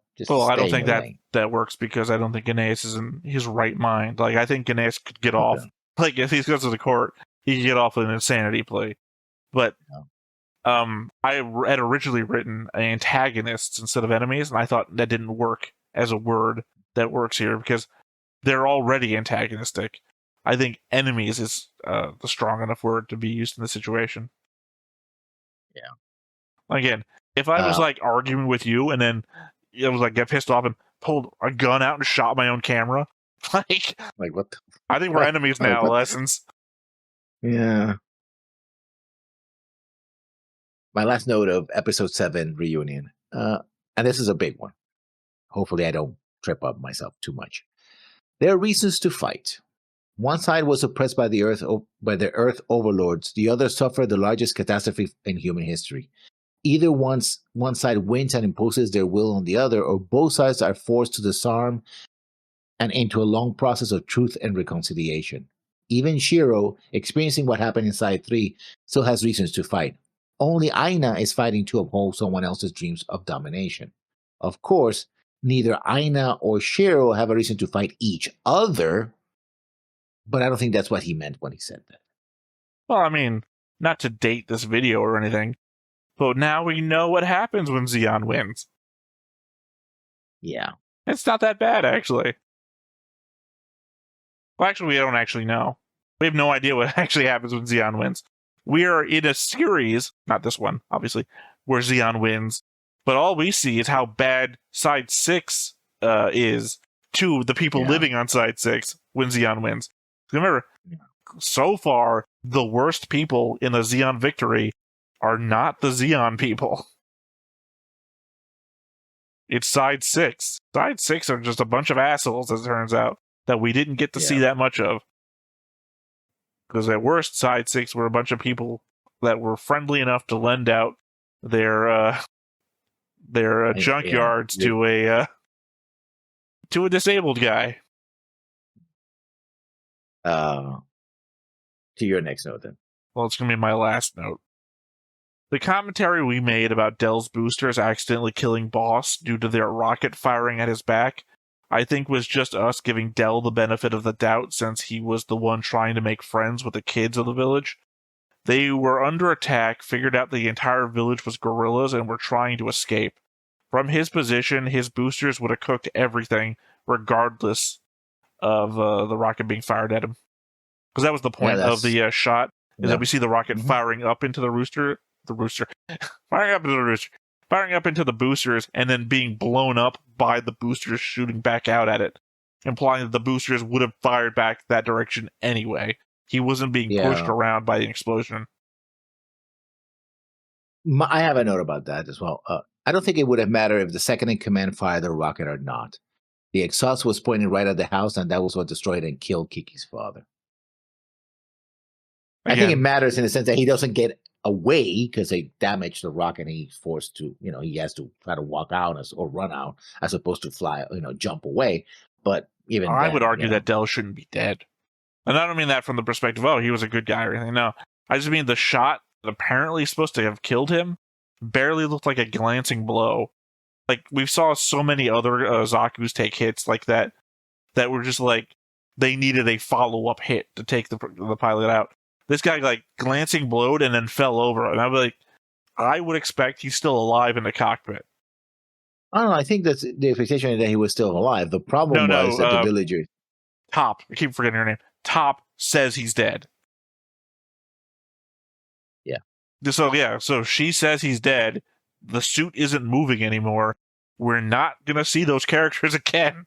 For me, This is like, what's his name? Who jetpacks off into the desert and everyone just says he's dead. That guy should still be alive. I mean, your argument that the villagers are going to kill him is probably why he's also dead. But the fact that everyone says he's dead before then is what throws me off. And now to the last sets of notes of this afternoon recording. Episode 8, Duty and Reason. I'll start with my first note. And we already talked about this. It's just, methinks Guineas is not right in the head. He's a little loopy. Well, we don't know what he takes medication for, as I said in previous notes. Yeah. Again, the issue... I don't know. I don't know how to handle this. The issue here is that once you make it a medical problem, that you can't blame him as much for his actions when it's a cause of not taking his medicines. If it's like an imbalance of hormones or something that he needs to keep a steady course on and has actively needed, like maybe not a nurse, but somebody to keep helping him with that, then it's not all his responsibility. Like, no matter when a kid who has like, I can't think of the name of the problems. You've seen like kids at like daycares and whatnot who have mental disorders, and then they just act out physically with violence, and it's not reasonably their fault. I mean, you can look at it from the perspective of an angry old man, like kids are kids and fuck them or whatever, but reasonably not their fault for the hand that they've been dealt, right? And Gnaeus, while on one hand you could say that when he is cognizant, he is trying to push a genocidal war, but on the other hand, when he isn't and he's pointing guns at people and he's literally asking, please leave, you have to expect that maybe there's something within him is like, I can't stop myself from doing this stuff. All I can do is try to make people not be around me. That it's harder to deal with as a character that you're supposed to like. God, what if Gurren was literally Gnaeus, right? What if Gurren was the result of having a mental imbalance and that people just didn't stop him from that perspective? Gnaeus is a hard character to deal with from that aspect. But then again, I think that would actually put the onus on everyone else. If you know somebody is in that position, why put them in that position of leadership if you know that he is, unless he's keep it secret or something? Well, in that case, it would be Derek's fault. I've already forgotten his name. I don't know why. I had so many conversations about him before. Like every time, I just can't remember his name. Goddamn Derek, he's always wrong. Yeah, Derek is the worst villain in the lore. Obviously, I don't think Degwin is responsible because I had my old piece before that Degwin tried to stop the war early. That it was Gurren's fault for pushing it, and then Gurren goes off to kill Degwin, so clearly pushing that narrative even further. But your idea that it's everyone's responsibility, well, yeah. I mean, that's the thing, right? That's the whole reason, like, that the Nuremberg defense doesn't work. You can't just follow orders. It is everyone's responsibility. And in that position where Gurren is mentally unstable and you just let him be in charge, that's just even more of the same, though. At the end of the day, it is every Zeon soldier's fault that everything is happening because you're working as a group. I mean, you could say so many comments about the modern things. Everything is happening because nobody takes a stand, but that's what it is, right?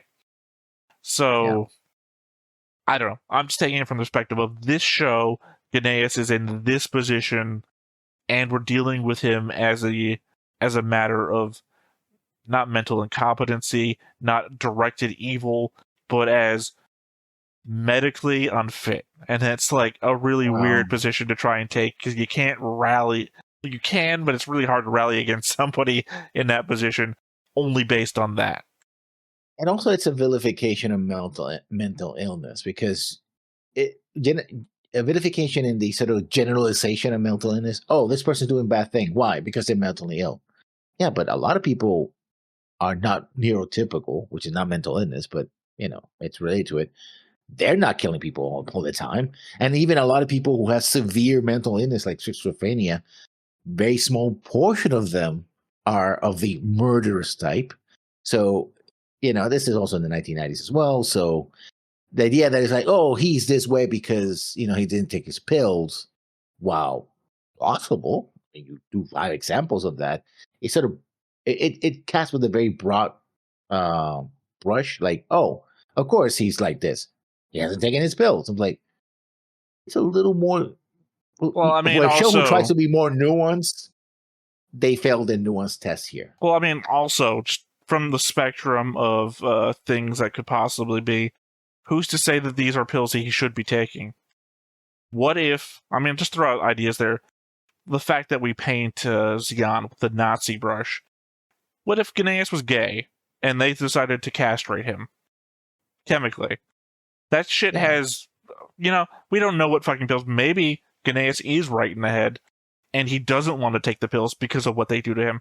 How many killers, I mean, famous ones, obviously, because of the ones you hear about, have been as the result of people that have taken shit forced upon them by, government mandate for things that aren't actually bad, like being gay or what have you. And, God, what was his name? The guy who, the main guy who gets reported on it for cracking the Nazi code, Enigma code. Turing, Alan Turing. Turing, for being gay, and then taking the pills that eventually led to his death. That's a suicide, Yeah, so who's to say what the fuck he's taking? You could explain away any number of things that kind of make it less his fault, but then again, are we just being apologists? Yeah. To my next note. Once again, the 7th mouse gets them in trouble. They just can't handle, at least in even numbers. It's a scene when they're talking in the bar and they first start like, you guys are doing this. And then it's like, oh, but I want to get. That scene kind of swings back and forth a little bit because when they start talking about the villagers, it seems like they care. Like, hey, we heard that your friends are in trouble. But you can't do anything about it. And like, okay. We gotta crack some hits now. Mean, it was a dumb thing. I didn't feel like it needed to be as antagonistic as it was made out to be. Because, they're just bad-mouthing them, but that's just shit talk. Apparently every team shit talks every other team. And they're like, well, hey, I'll give you a hand out here. I heard that Zeon's attacking that village that you're so fond of. And it's like, sure, but nothing they say after that is, like, untrue. It's like, well, why don't you go out there? Well, we can't go out there unless we're given orders, And then all of a sudden, what's his name? Grim Reaper shows up and like, I'm going to give you a fucking drink. It's like, they haven't done anything, really. They're just shit-talking. You're escalating again, like you did last time. You got a problem, man.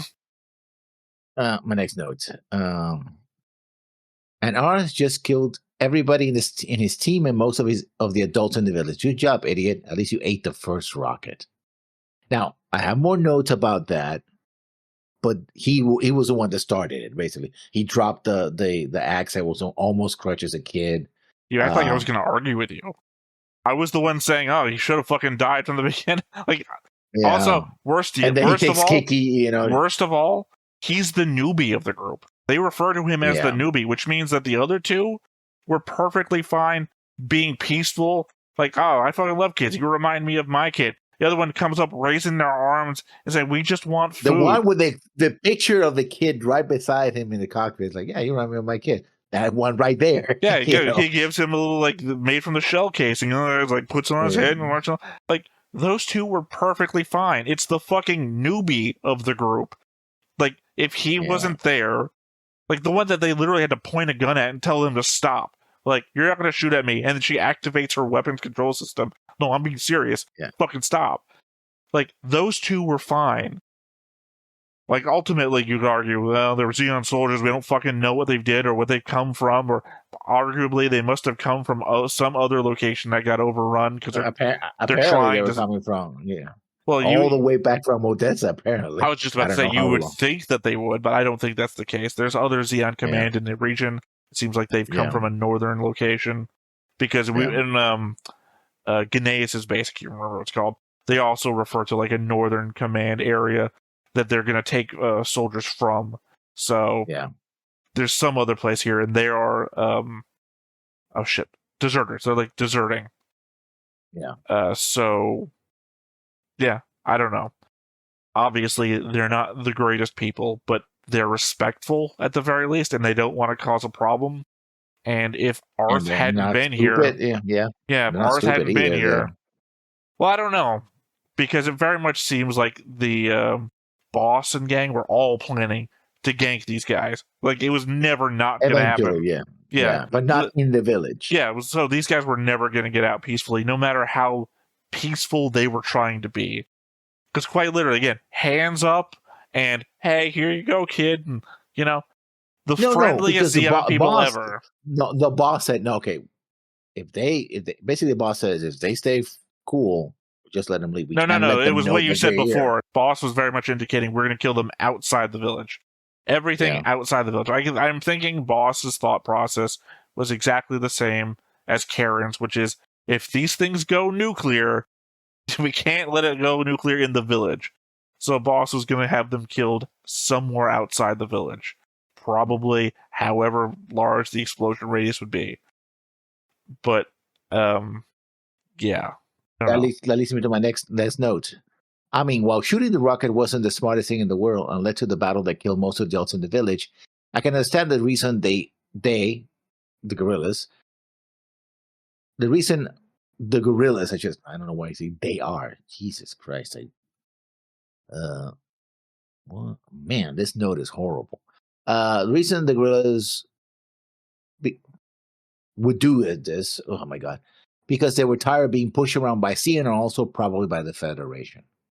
Wow, this is a badly written. My problem with that is that the guerrillas seem to be the most separated from anything. Is that, okay, from the beginning, we know that the Zeon forces were occupying their village, but we didn't see them doing anything. They were just there to keep an eye on the road, because the road was a good mechanism for transportation of goods and people. We never saw the Zeon abusing them. We didn't see the Zeon do anything to them. They were just there. And then, they weren't friendly with the Federation either, because they kidnapped Shiro, and Shiro had to negotiate his ass out of that situation. So, the fact that they got Shiro to help in kicking Zeon out of their village is now the only reason why they're antagonistic to Zeon and friendly to Federation. Yeah. I forgot why I was on this train of thought. What was the lead up?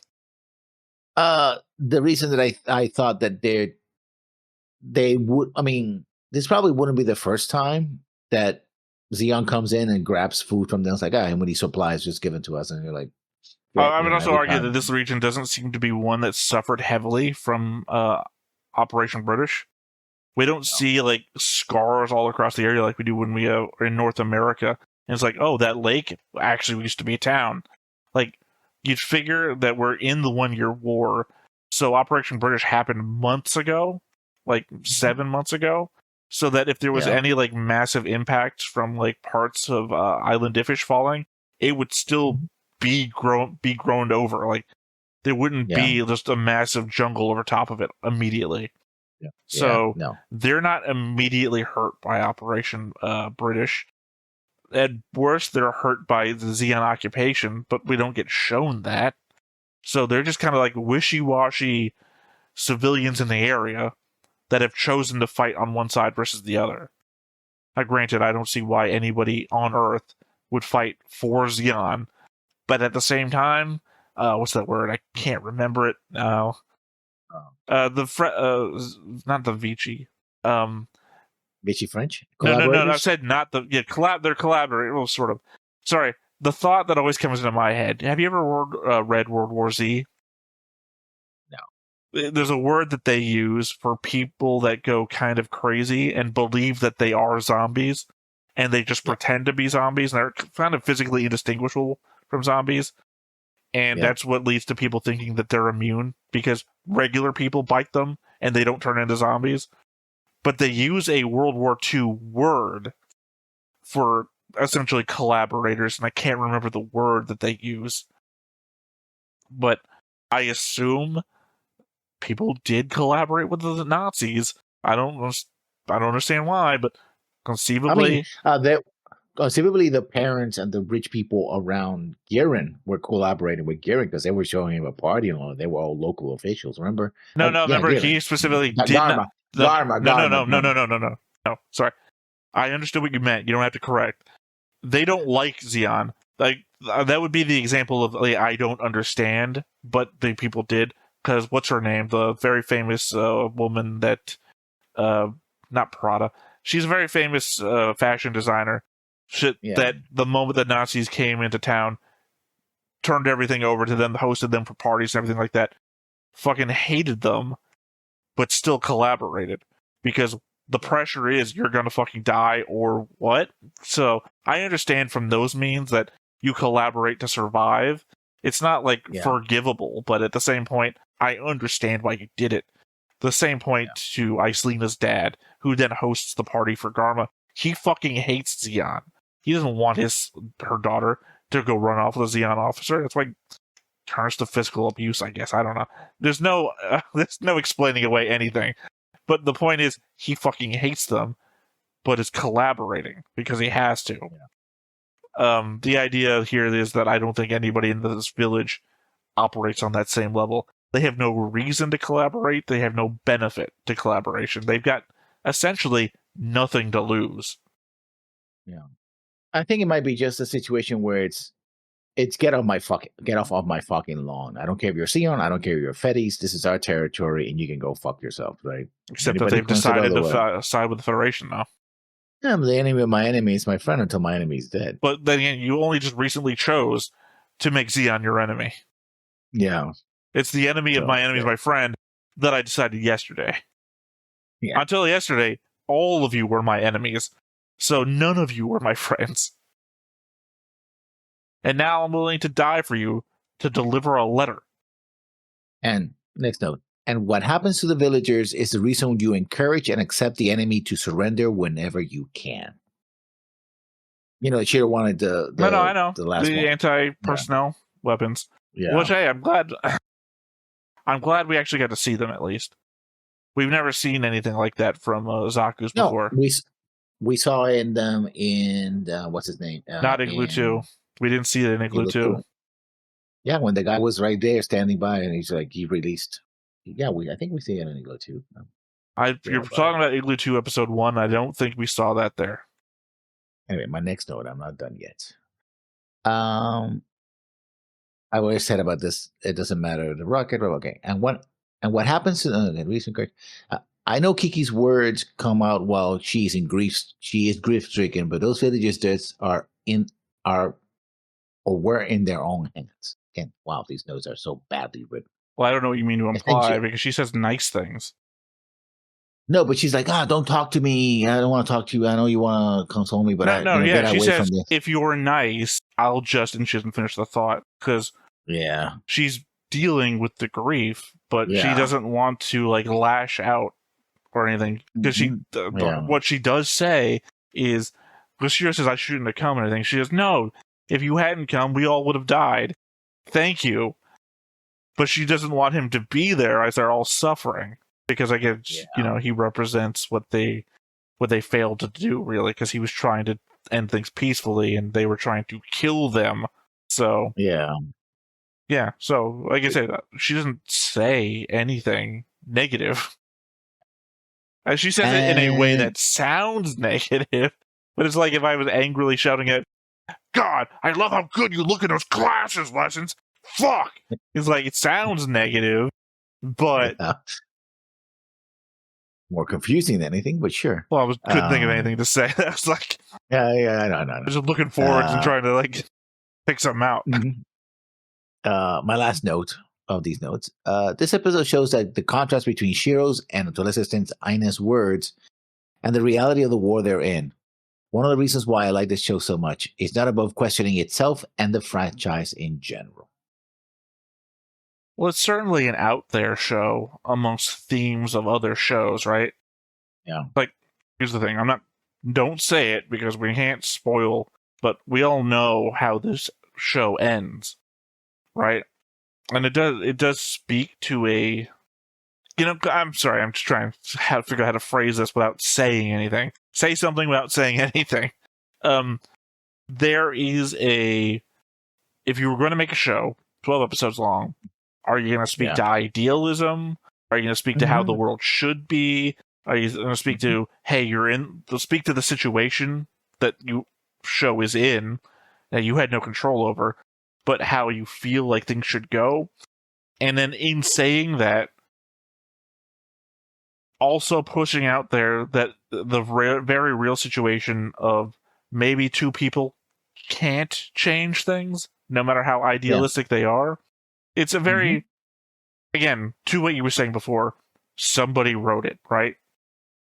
And if somebody wrote it, they could have written it the way you want, like the relationship does get fleshed out, or anything else, right? But they chose to write this very specific story that says a very specific thing. Not the thing that others would say.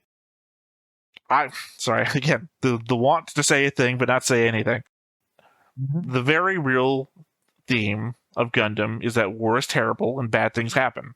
So, if you were going to try and lean from that message into a very idealistic message about points of view in war and the very perspective that people bring to it, especially people that are trying to not so much engage in the war the same way that other people are, then you swing to the same way, but you can't swing all the way because the very theme of war is terrible and terrible things happen in war has to still be encompassed in there somewhere.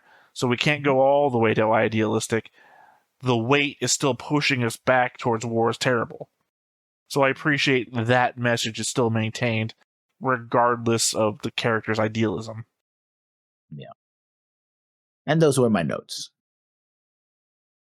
All right, well, that said, so go ahead and hop on in and see what we get. But before we get started, make sure that you hit the like button, hit that subscribe button, comment down below to feed that algorithm. On top of all that, if you want to watch more shows like this, unfiltered, uncensored, and uncut, as well as some early access stuff, you can check it out over on the Patreon.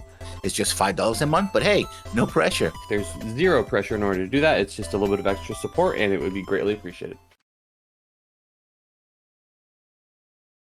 And remember to turn it way down, because my volume is always way higher than it needs to be.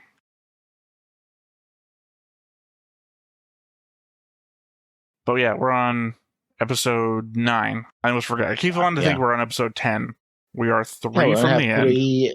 Yeah, 3 from the end. Well, technically, there's 4 things total to go through here. We had 9, 10, 11. Then we have that short, Battle in 3 Dimensions, which we're also watching probably in the same recording. I'm probably going to count like one video. And then we have Miller's Report, which is the 50-minute movie. But weirdly, we're going to be recording this in such a way that we're going to be doing 9, or should be anyway. We should be doing 9, the short, and then 10 and 11 today, which means that we're going to be watching the last episode 12 by itself. Yeah. And then a week after that, Miller's Report. Mm. Now, I've never seen Miller's Report, and I actually haven't read about what it's about or anything, because obviously, why would I? That'd be spoilers. I'm massively against spoilers. Oh, that's right. This episode's the one where they parachute. Well, it's been in the opening every time, but I just remembered that the next time on from the last episode was said parachute thing. You know, as per a previous note about why do these have ejection seats when they're ground-based. Yeah.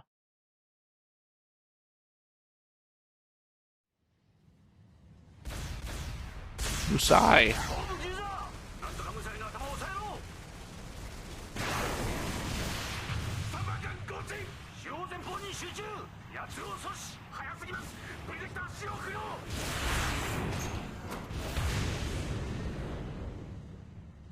That wasn't the Absolus, was it?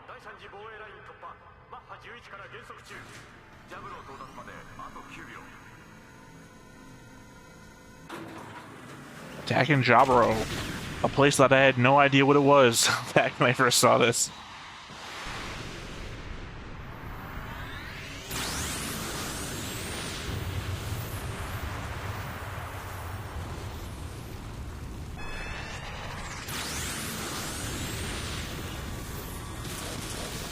Next time I come back to notes, I'm really going to figure out what day this happens on, and then combine that back to when White Base was here. Because does this happen right after White Base leaves?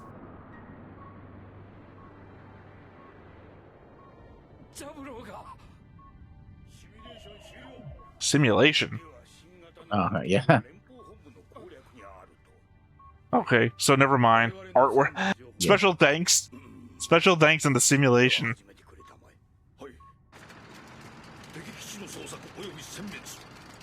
Hey guys, why did we simulate that stuff that happened in space, though?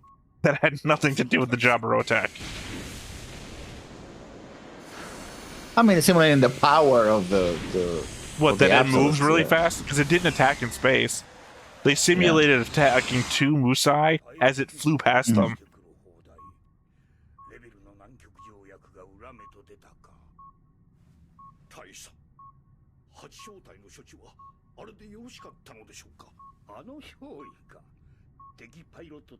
The one that literally disobeyed our orders and went out into the field.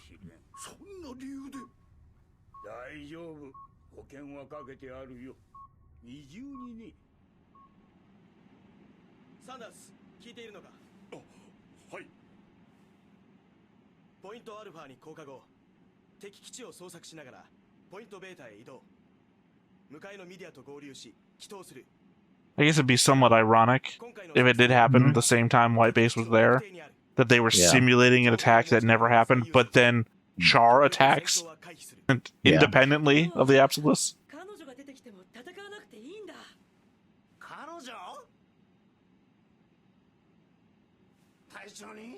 His face. I mean, it's the first time we've had Elor back in, what, 2 episodes? Yeah.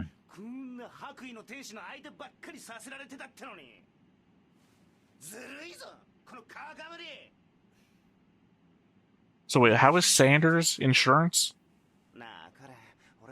I mean, you remember probably, but I don't. Yeah. I don't remember. I also don't know how it applies right Sanders now. doing anything. Yeah.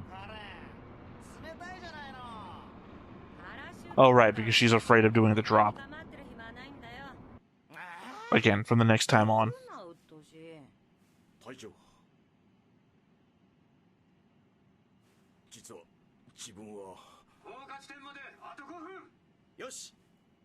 Oh, he's been giving orders that he steps out of line. Yeah. Well, again, if the expectation was all of his teams die every 3rd mission, then how would you ever plan on having him as an insurance policy if he leaves every team every 3rd mission?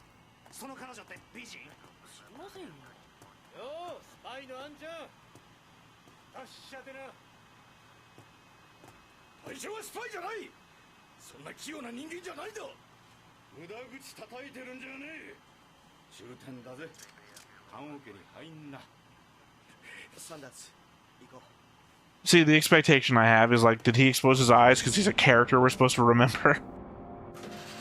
No. Oh, I know that guy.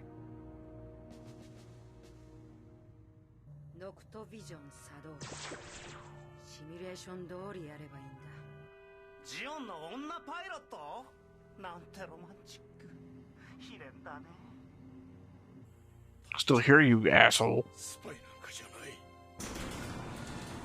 Oh, what did they tell Sanders to murk Shiro? Yeah, that's his insurance policy. If he defects to the Zeons or something, kill him.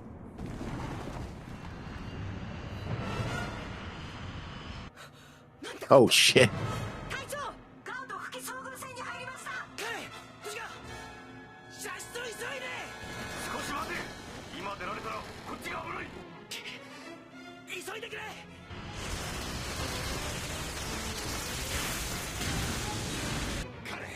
I don't know, the success rate we've seen of gauze in the entire fucking war. I don't know that I'd be afraid.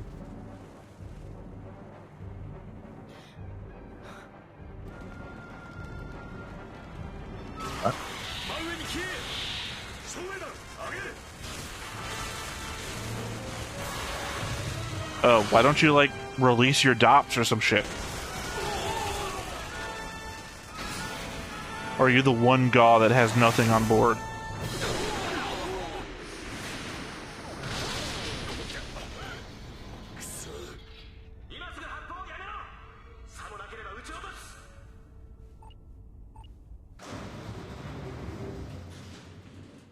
Technically, I'm not shooting until I pull the trigger.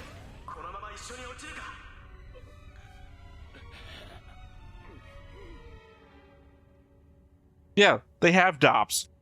Why were you launching? Yeah.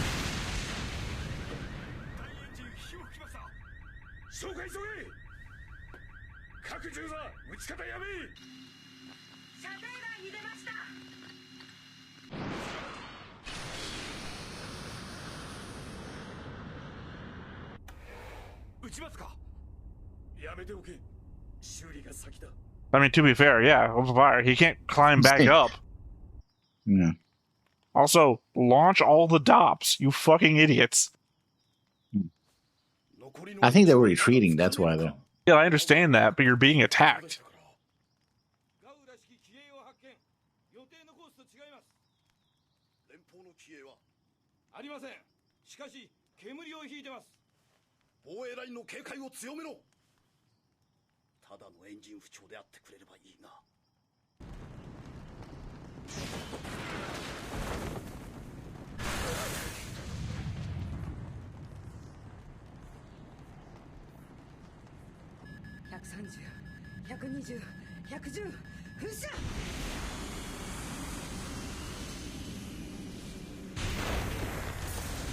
I do like that setup of the parachutes and the retro. See what rockets you as think? well. Each parachute's like 8 meters across. Yeah. That's why I was doing my finger. I'm like, okay, it's that big. The parachutes are this big. It's got to be about. It's 18 meters tall, which means that its width is going to be about. So it's like, I'm just thinking how big these fucking parachutes got to be to these multi-ton Gundams.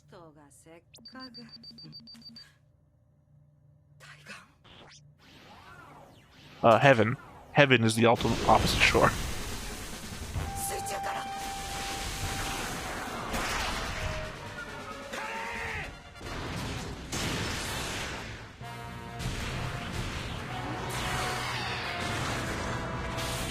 Alright, I'm gonna give you a rare win here, Lessons. You're probably right about the explosion from Yuri. Yeah, because that was the one that was damaged. Yeah. Well, I want you to go back and watch it, because it is a second explosion. And it Yeah. seems very implied by his, you're never going to make it in time, take everything you can carry in as fast as you can, that he's bombing the base.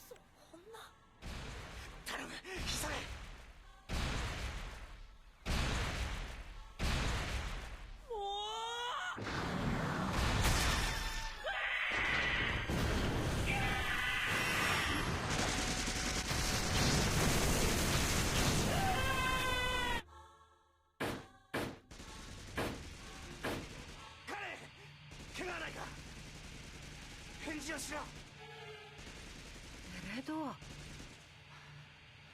操縦できるか。ミゲルがやばい。でもモニターもスコープも。時間がない。指示通りやれ。俺が照準になる。Yeah, this worked well last time. Yeah. I believe you went to the hospital this last time this Yeah. happened. Wow, here, ear protection's real good. Mm-hmm. 目があった。早くだ。右へ6度修正。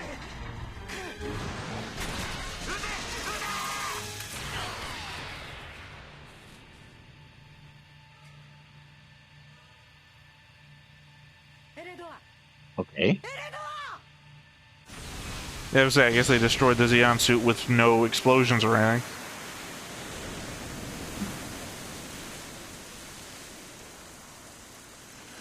That shot didn't come from them, though. No, it did. It was right where the gun was pointing. 怪我はないか。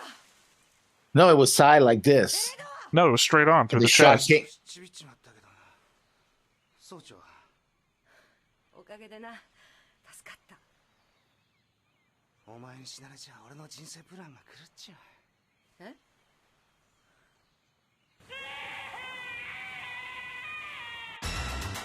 Hey, Michelle is still screaming. Well, he has no idea that the thing got destroyed. No one radioed him to him. It's so funny. He's like, ah! いや、片ハイ不調のガウで作戦を強行した俺のミスだ。すまなかった。ありがとうございます。よくやってくれた。よし、トンズラだ。この煙は見逃さねえだろう。いくら連邦がバカでもな。司令。私にこいつをお貸しください。そのボロを死ぬ気じゃねえだろうな。本体が Not gonna do that right here with my gun. See? 連邦の顔つきには借りもありますし。生きて帰ると約束するなら必ず。Today's opposite day. 志願します。自分も支援も補給も保証はできんのだぞ。承知しております。兵たちをお願いします。空へ上げてやってくれ。 I mean, legit. Post Odessa, if you had any plans of going out in the blaze of glory, this is your day. Yeah. 出撃。はあ。そんなに怒るな。もう勘弁。ビームライフルのカメラに接続完了。スコープに映像来た。曲の印税が入ったらおごるからよ。みんな聞け。作戦を変更する。カレンとホバーは合流地点へ直行。俺とサンダースは任務を続行する。戦闘になったら心もとないね。その時は構わん。全力で逃げろ。それって作戦なのか。了解。最新鋭モビルスーツの全能力を使って逃げまくります。 I mean, really a miracle you could do anything. Mm-hmm.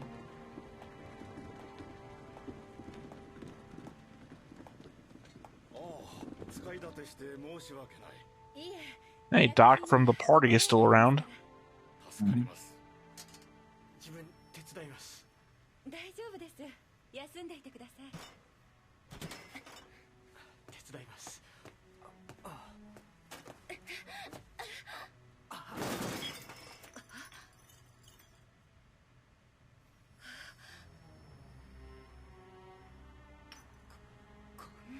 薬を。はい。仮にも医者がすることですか。 Killed them? Killed them all before anything? 完成のためにはやむを得ません。兄の命令ですね。いえ、私の一存です。医者として良心が痛みます。しかし、我々はコロニー独立に賛同し、この戦争に参加した職業軍人であります。 It's either he's killing them all right now, or he's keeping them doped up to keep them awake constantly. And I think it's keeping him awake, Stiletto. well, the idea that they're all just hanging around here, lazing about, doing nothing, doesn't make me think Yeah, that he's because- keeping them doped up. Not doped up, No, it is, and because he- amphetamine upped. Yeah, because you have crashes as well. Like you have, and then you have crashes. Well, if they so were going to have crash, just let them sleep it off then. They're not doing anything, and you're wasting medical resources. Keep your lights on at night, my dude.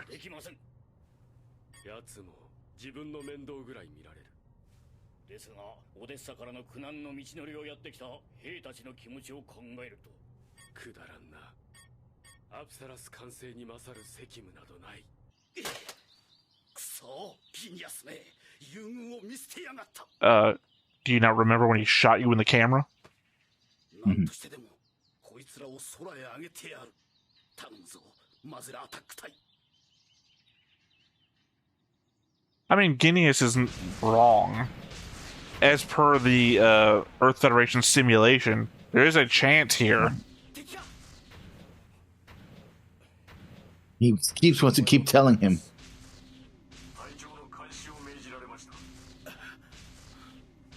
軍規違反ばっかりだったからな。気にするな、サンダース。小島大隊長の考えそうなこった。 それがライアー大佐からの命令なのですが。 The other guy with the mustache. あの人が。 Yeah. 審問会でも疑いは晴れていない。地雷アクティブ。 What do you mean? Because you ran off breaking orders and did this thing on your own? Yeah. 罠を張るには格好だな。森の中まで引こう。 Oh.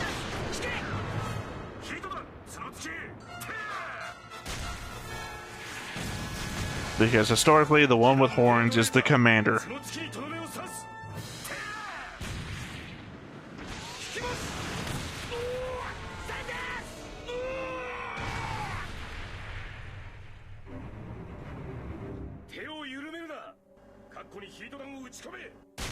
Because they had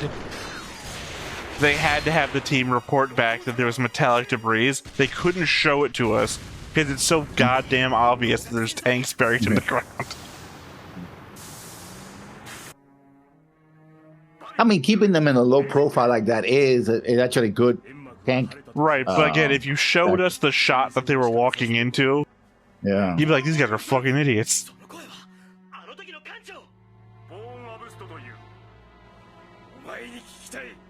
なぜあの時撃墜しなかった？何？兵たちに代わって礼は言っておこう。だが納得できない。我らジュン、連邦に情けをかけられる言われなどない。俺はただ無用な死人を。そのビームで俺を殺すか。That was such a Hellsing animation, by the way, when Top died.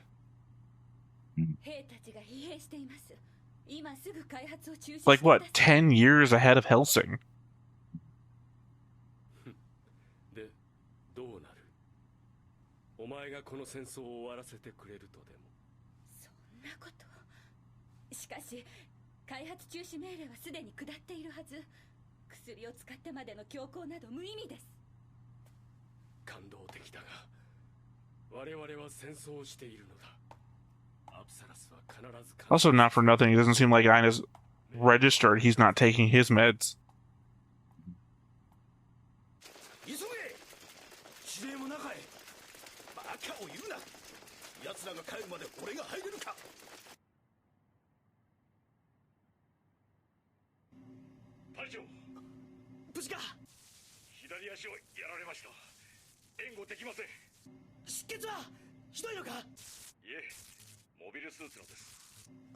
Oh, don't say it so confusingly, Yeah. Sanders.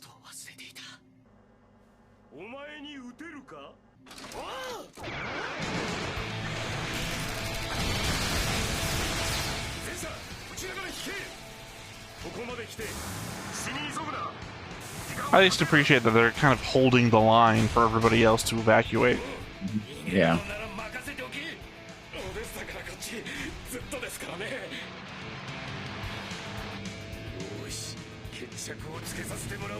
I guess that also behooves the idea that this is Malaysia.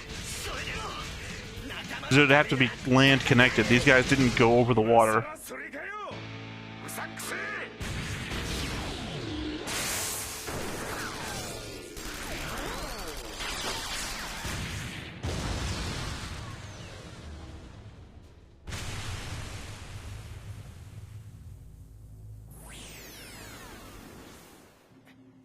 I guess these are a different model tank. No, I mean it flew off. No, it got torn. It didn't separate. Yeah. So it's a different model. These aren't DOP tanks.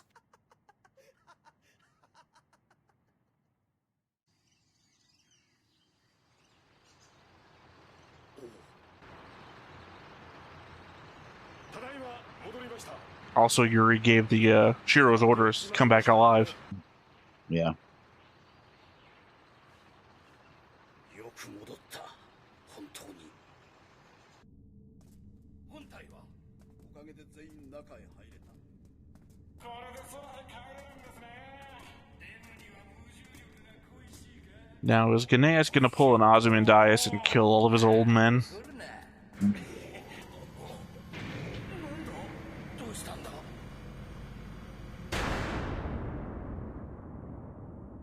ユーリ・ケラーネ少将開けろギニアス事情はすべて秘書官から聞きました Needless boob window. 中止命令はまだギレン閣下に届いていない貴殿が戦死なされれば命令は永遠に本国に届かない聞け行動出ろ少将は名誉 I mean, yeah, but think about all your other men that got inside, who are already Yeah. probably dead.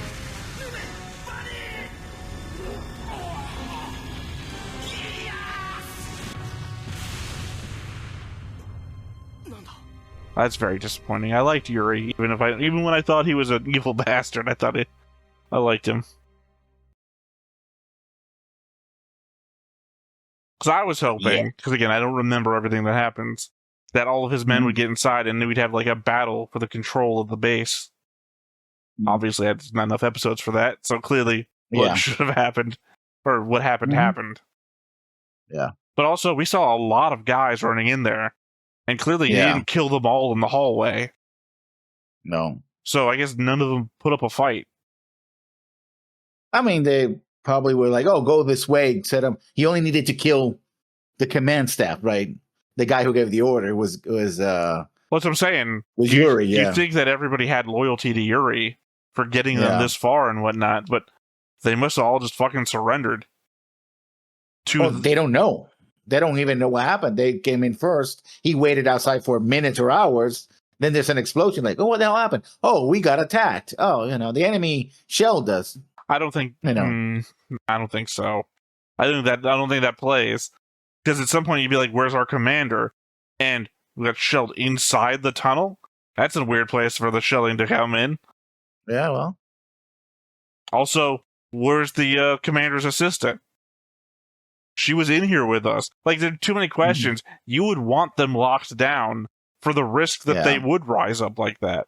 In which case, then you're still locking them all down. And it's like, well, did they not fight back?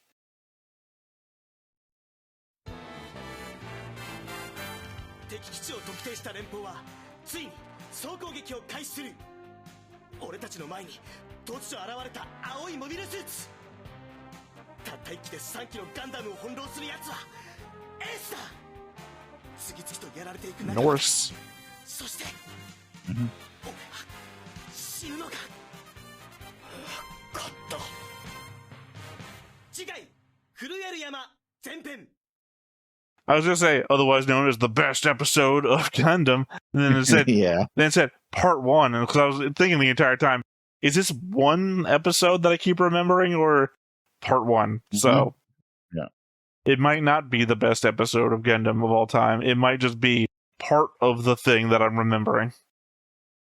I mean, it's a city battle, though. Well, There's dozens of memes about it. Just no. Just Google best fight in Gundam, and it will show this one. So it's like, I just can't remember if it was this episode or some other part of it, or is it a combined thing from all the episodes? That's disappointing, though. Although, thankfully, I didn't have myself drawn as Yuri, because I said that was one of my two choices in my head. In this case, I had myself drawn in the uniform of the Supreme Commander, not as any specific person. Yeah. But Yuri also has a badass look, with the no sleeves, but still the full-on coat. Yeah. But I would argue one of the worst deaths worst, but like least satisfying. At least when Giran dies, apropos, no reason I would bring him up. At least when Giran dies, he gets shot in the back, and it's rewarding. It's like, oh, thank God that guy's finally gone. And there's a reason behind him getting killed, which is to say he just killed his dad, and his sister is getting revenge on that. And due to the chronological nature of the way we watch this, that's been built up over Origin, that she's loyal to Derek. He's gonna be Derek from now. I know it's Degwin now, but I feel like Derek is just a funny little thing to keep calling back to. That guy Derek was fucking his fucking fault everything. Well, and he got himself killed, son of a bitch. On the inside, it's been an hour since I made that joke. On the outside, if I make it in the next 2 episodes, that's weeks. Weeks separate for people to remember who the fuck Derek is. Yeah. But yeah, no, it's just unsatisfying. It's like, oh, I've been waiting. That dude looks like somebody, right? He's the Ivan Drago of this show. It just feels like he's gonna get into an amazing fight, and it's gonna be cool. And I can't wait to see. Oh, died in an explosion in a hallway due to backstabbing. That's disappointing. But it always ends up with Zeon with backstabbing, so that's the Zeon way. It doesn't always wind up with backstabbing with Zeon. MS Igloo, the first one, not the second one. And not the second one because it was full of backstabbing, not the second one because that was Earth Federation and it sucked. Yeah. I mean, granted, the Zeon Death God didn't stab anyone in the back. No. I mean, really, I can't remember a whole hell of a lot of Zeon backstabbing, but I may have just pushed it out of mind. I mean, Origin has Cassilia killing her brother and nearly killing her 2 brothers out of 4 of them. The car bomb. Sasro? I can remember Sasro. I couldn't remember Degwin for some reason. Sasro, yeah, but then again, he slapped her in the face. It's not a backstabbing. If it's but he nearly killed not Dozel. Dozel. Nah, right? She didn't Dozel care. was a fucking brick house. He would survive. Yeah. And there was Giran who that doesn't count. That's not backstab. Look, literally shot him in the back of the head. Not a backstab though. It was motivated, and it was very clear because he even said "stop joking," so he saw it coming. Weirdly, from behind. They come dying by Zasabi's hand. Apparently, that's the narrative so far. Even though his name is Zeon, it's not Zeon's backstabbing Zeons. Yeah, he's not a Zeon, despite being the Zeon. The Zeon. Yeah, so that doesn't count. It does count because it starts with a backstab. No. Anything prior to the declaration of the Principality of Zeon being a thing is not Zeon's backstabbing Zeons. Char in the morning war, where he betrayed his friend that discovered who he was. Is Char really a Zeon? If you think about it. I mean, he literally is a Zeon. Yes, he couldn't be more of a Zeon. His entire motivation is to take down the Zabi family. So, that being said, he's not really a Zeon. He's a double agent. For whom?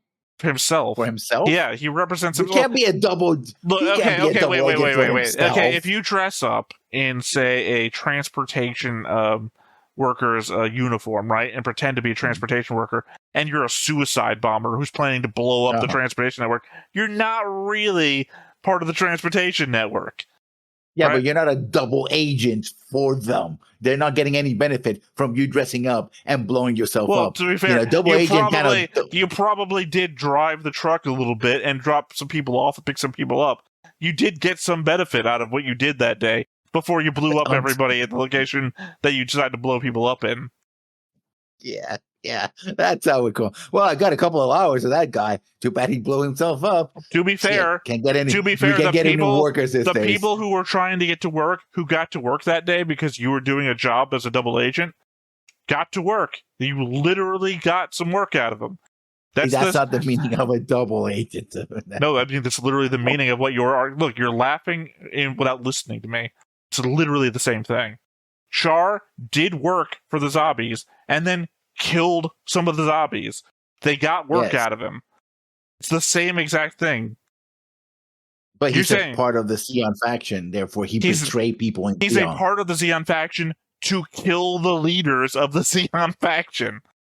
They're getting work out of him on his plan to kill them, which he does 2 of them.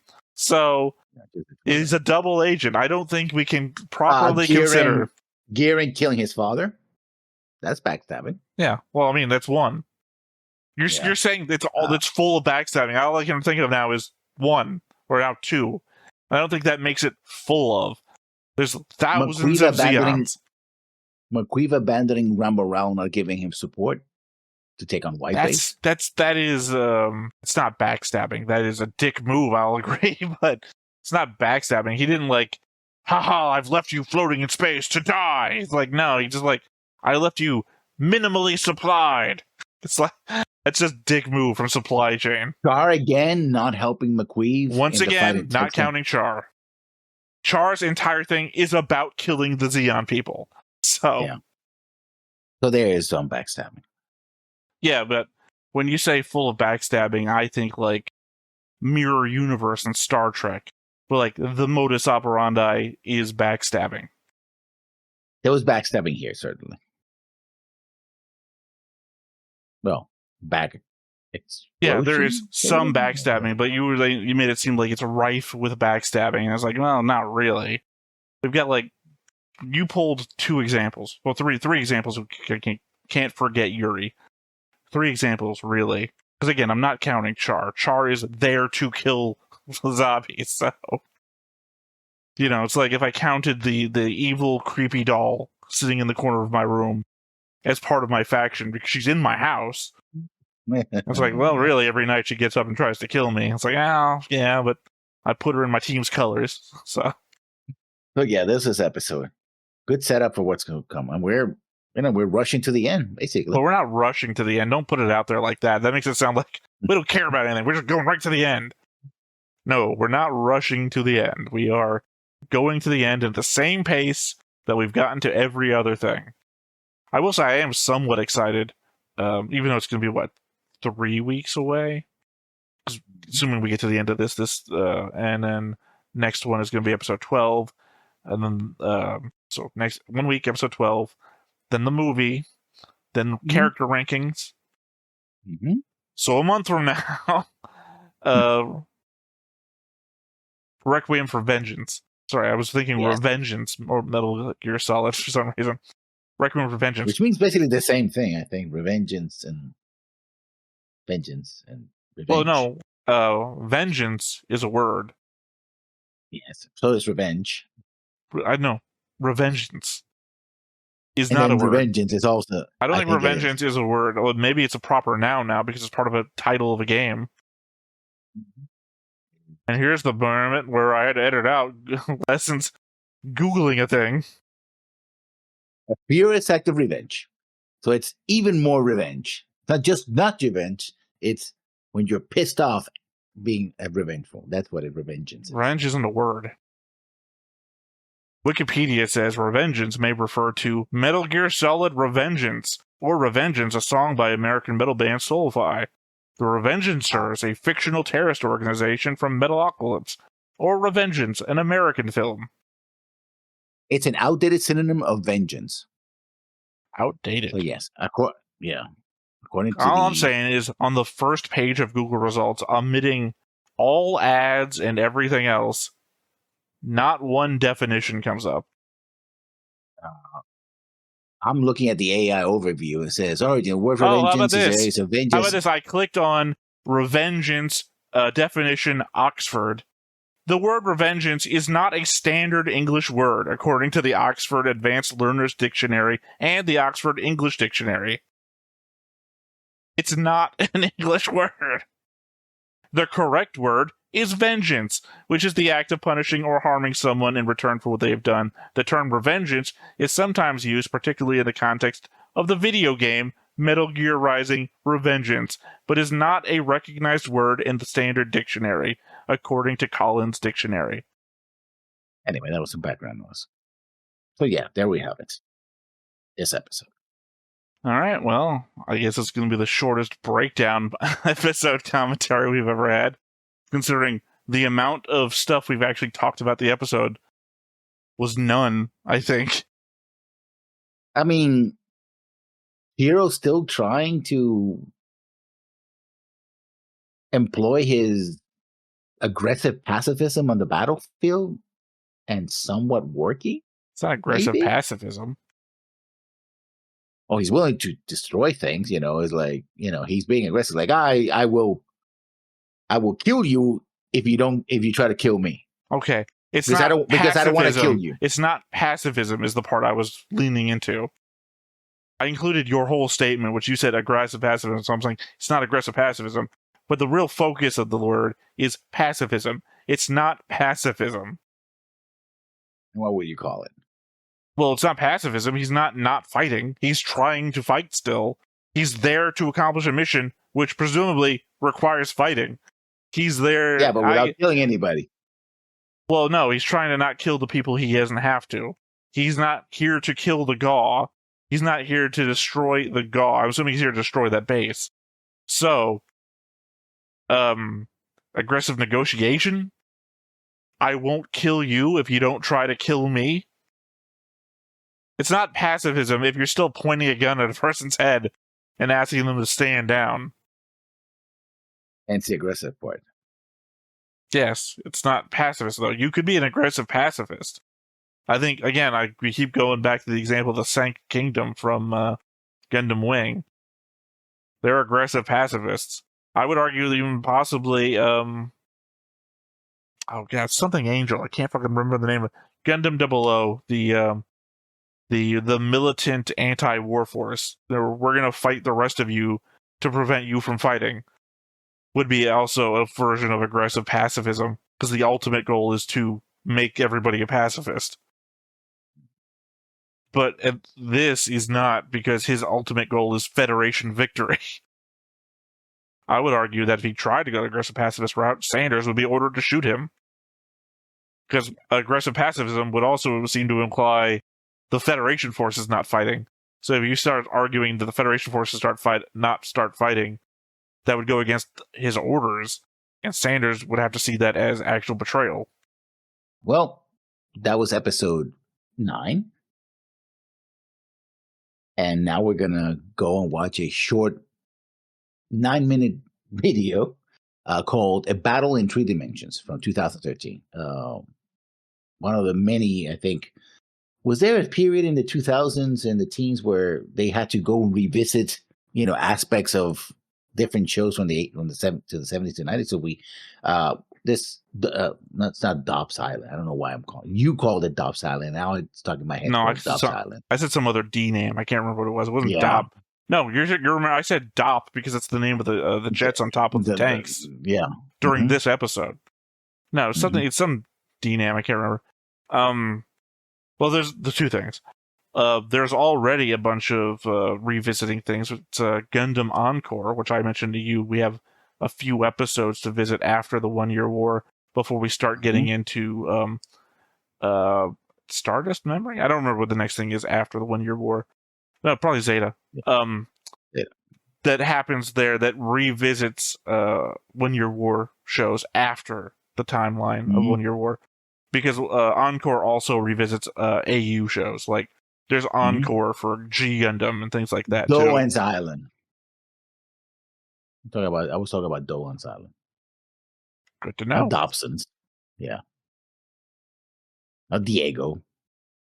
Not Derek. Derek's. Yeah. All Just right, Doan's. well, let's go ahead and get on into it then.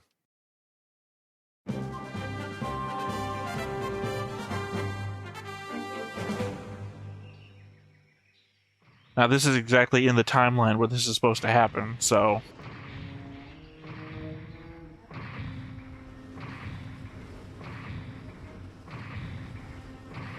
Now we have CGI. So she writes you in French, and you're writing back in English.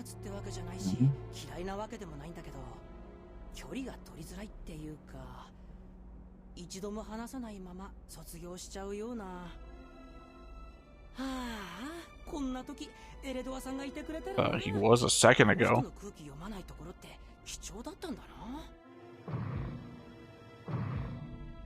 No, I think this is the time where he was still in the hospital. No.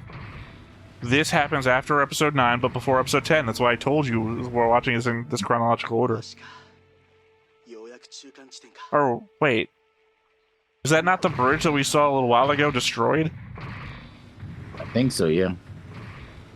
I was told it was between 9 and 10. Maybe it's supposed to happen between 8 and 9. Oh, this is a different bridge.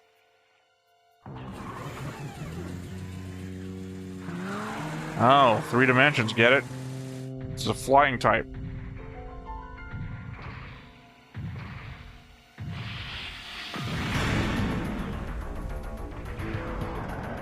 This is the story about how Karen died between episodes.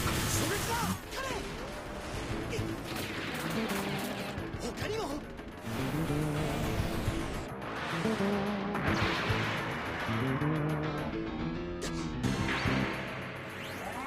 フライトタイム。 It really feels more like a jumping type. カレン、戻しろ、カレン。我が軍の支配地域。 There's this little woman who has to get knocked out every time. 想定急げ。左に03修正。中国が足止めしている一だぞ。撃て。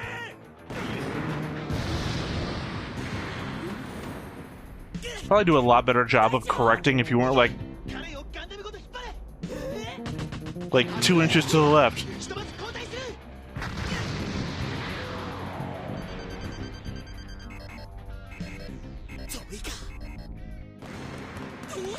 I do not like that he has a system that prevents him from firing based on what it thinks. I don't waste ammunition. Let him waste ammunition. He's the pilot. 無茶ですよ。2対1なんて。2対1じゃ。ない。蹴れるぞカレン。よし、足が止まったぞ。撃て。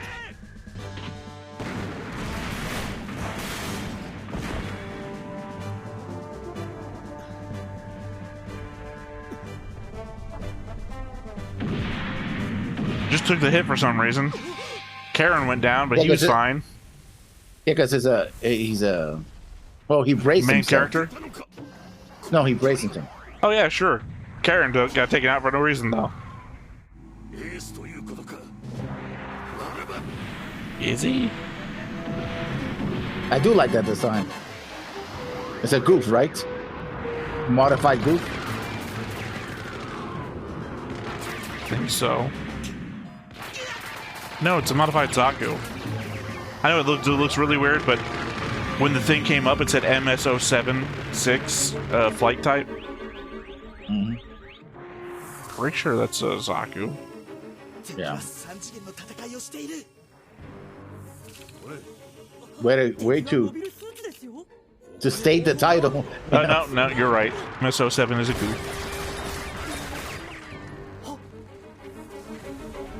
軍曹、手伝ってください。なんだと？僕に考えがあります。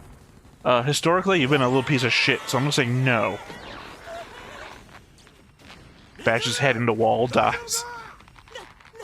なんとか。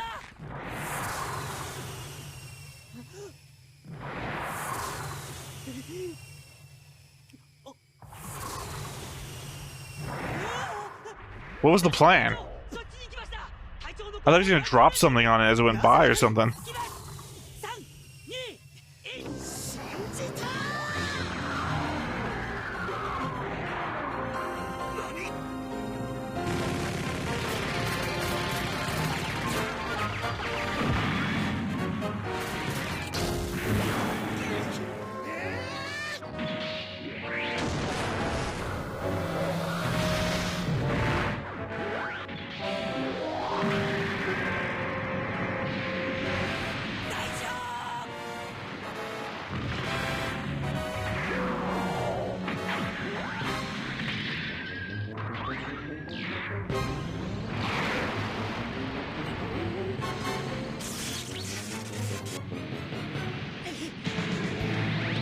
Yeah, I would still think that the goof has more maneuverability here.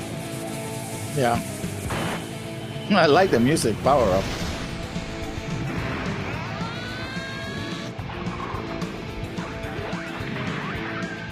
I mean, if it's a goof, does it not have the goof whip?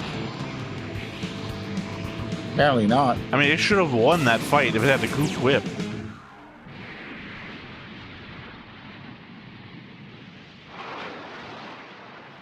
So, I mean, that whip took out the original Gundam. These things aren't that much better than the original Gundam.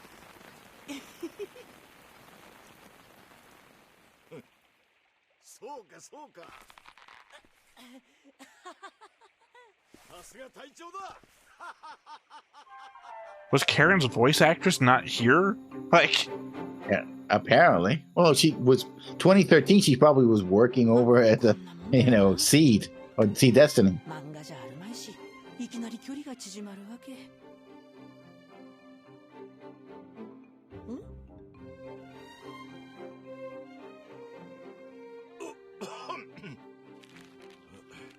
どうだいえ、僕未成年なので。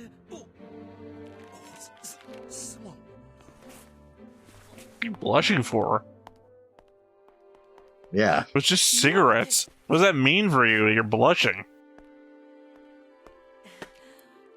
Also, isn't this I think thing he's usually shy. plastered with porno mags and shit? グーソー、せっかく勧めてくれたのに僕断ってしまって。すいませんでした。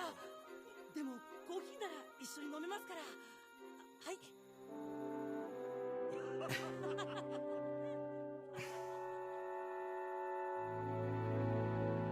Yeah, apparently the Karen voice actress wasn't available. I They guess. knocked her out. Yeah. How do we write her out? Oh, she's knocked out. That's it. Yeah, but I guess, like, it's back to back with an episode where she got knocked out. Like, Yeah. chronologically.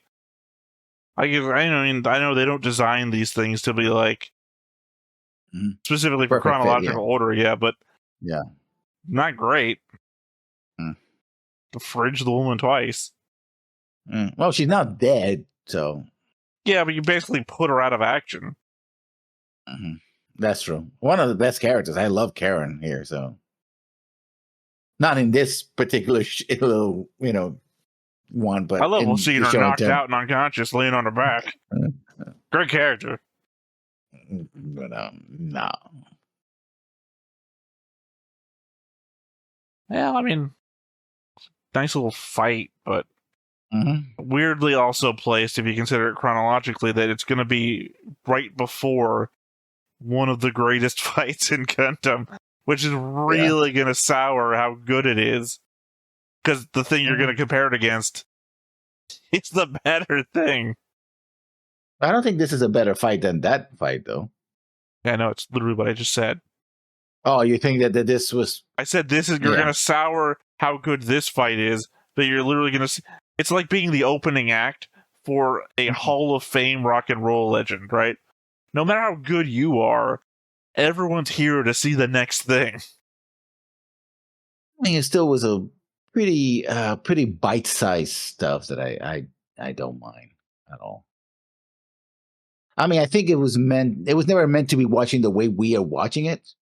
That's what I said. They don't make these things to be watched this way, but it's not beyond consideration. Somebody's going to binge it, at least today anyway. But I'm just saying that this is going to go right before one of the best fights in Gundam, and that's going to really reduce how good this could possibly be considered. Okay, before we finish this recording, of the stuff that we have seen, what is the best fight in Gundam you see so far? Again, only of the stuff we have seen. I think the fight in Texas is pretty good. It's a top there. It's a top fight right there. McWeave versus Char versus Amuro? Amuro. Well, Or do you just mean Char versus Amuro, or do you mean McWeave versus Amuro? I think the three of them, because you have Amuro first fighting McWeave, which was pretty cool, and fight in itself, and then Char jumps in. Now that's a pretty cool fight. For emotional impact, the fight where Lala dies, right? Well, I'm asking you for the best fight in Gundam. I guess you can rank that on whatever you want to rank it on. But before we get to the next episode, what you are comparing it against? That's the best one. Yeah, that will be the one I would compare it with. Yeah. See, I'm trying to think. Like, what's the best fight in Origin? Probably Iron Cavalry versus Black Tri-Stars and Char and Ramba on the moon. It was kind of. No, I'm saying of the stuff we watched. Like, that's the best one in Origin, I think. Like, you could say Char versus the fleet or whatever, but I'm saying Iron Cavalry is better than that. Plus, it has all the hot beats of the Black Tri-Stars doing all their shit for the first time. Mobile Suit Gundam is really hard because there's not that many good fights, I don't think, in Mobile Suit Gundam. I mean, the Rambo Rao fight was pretty good. Not really. It's just, it's not that good, I don't think.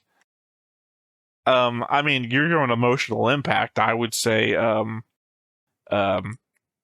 Crowley's suicide attack against White Base, but not really. I mean, emotional impact is not make a good fight. It makes a good scene. So, as much as I like McQueeve, his fight against Amuro isn't that good either. Like, I would say maybe Char versus Amuro final battle. The one where the Gundam fucking gets melted and we finally use the battle computer for something. Plus, Char is in a mobile suit. He's in a mobile suit that can literally break apart. So every time it gets like, oh, destroy the thing, but I'm actually in the head. The mobile armor. I think it was in a mobile armor. Yeah, I think it's considered a mobile suit though. Either whatever it is, I think it's probably the most interesting in a Mobile Suit Gundam. But I think Iron Cavalry fight's still better than that one. I almost thought of the final defense of Abakuo from Igloo, maybe, because that one's also emotional. Because I really liked Cadillac and April's back and forth. No brother too. Yeah, but that wasn't a good fight. Also, not a mobile suit fight. I guess technically I said the best fight in Gundam. I didn't say it had to be in a Gundam. But then again, I could be a smart ass and pull, Char and Amuro sword fighting as the best fight in Gundam. Wouldn't do that, though. And then there's every fight so far in this. I'm not missing a show, am I? Why so far? No. Origin, Mobile Suit Gundam. We haven't. Igloo 2, none of Igloo 2. I don't know. I like the fight in the end with the wasn't really a fight. The tank fight. The tank fight. They just charge forwards, get shot at. One tank is left, and she suicide bombs underneath the whatever it's called, sort of the D. No, the whole battle Odessa sequence was pretty cool because they're fighting multiple suits. I would argue every battle of Odessa has been disappointing. Oh, Doan's Island, the movie. There's some pretty cool fights in that one. Best fight scene in Gundam.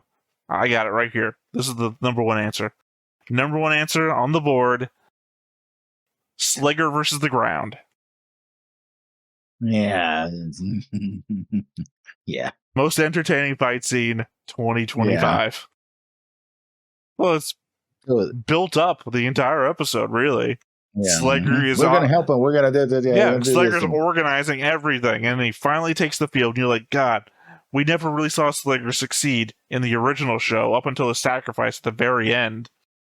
No, he was doing pretty well as a fighter, but no. Literally, it's like watching Tom Cruise in Top Gun. It's like rockets at a distance, right? You don't really see that much. So he didn't really get into big old fights. He just succeeds a little bit. Now here's our chance to see the dude in a mobile suit, and the ground takes him out. Slegger versus the ground, number one fight in Gundam. Versus a rock. Essentially. That takes his head off, too. That's going to be my number one, since I couldn't figure a thing from the rest of it. All right. That said, once again, I've been Theta. This has been Lessons. We've been Stoneface Reactions, and we will catch you next time. Bye-bye. Hey everybody, thanks for watching another Stone-Faced Reactions. If you have an idea of another video we could go ahead and watch, go ahead and put it in the comments down below and we'll add it to the wheel. Be sure to like, comment, and subscribe, and let us know what you thought about this video, what parts you liked. And until then, we'll see you next time. Is this too goofy?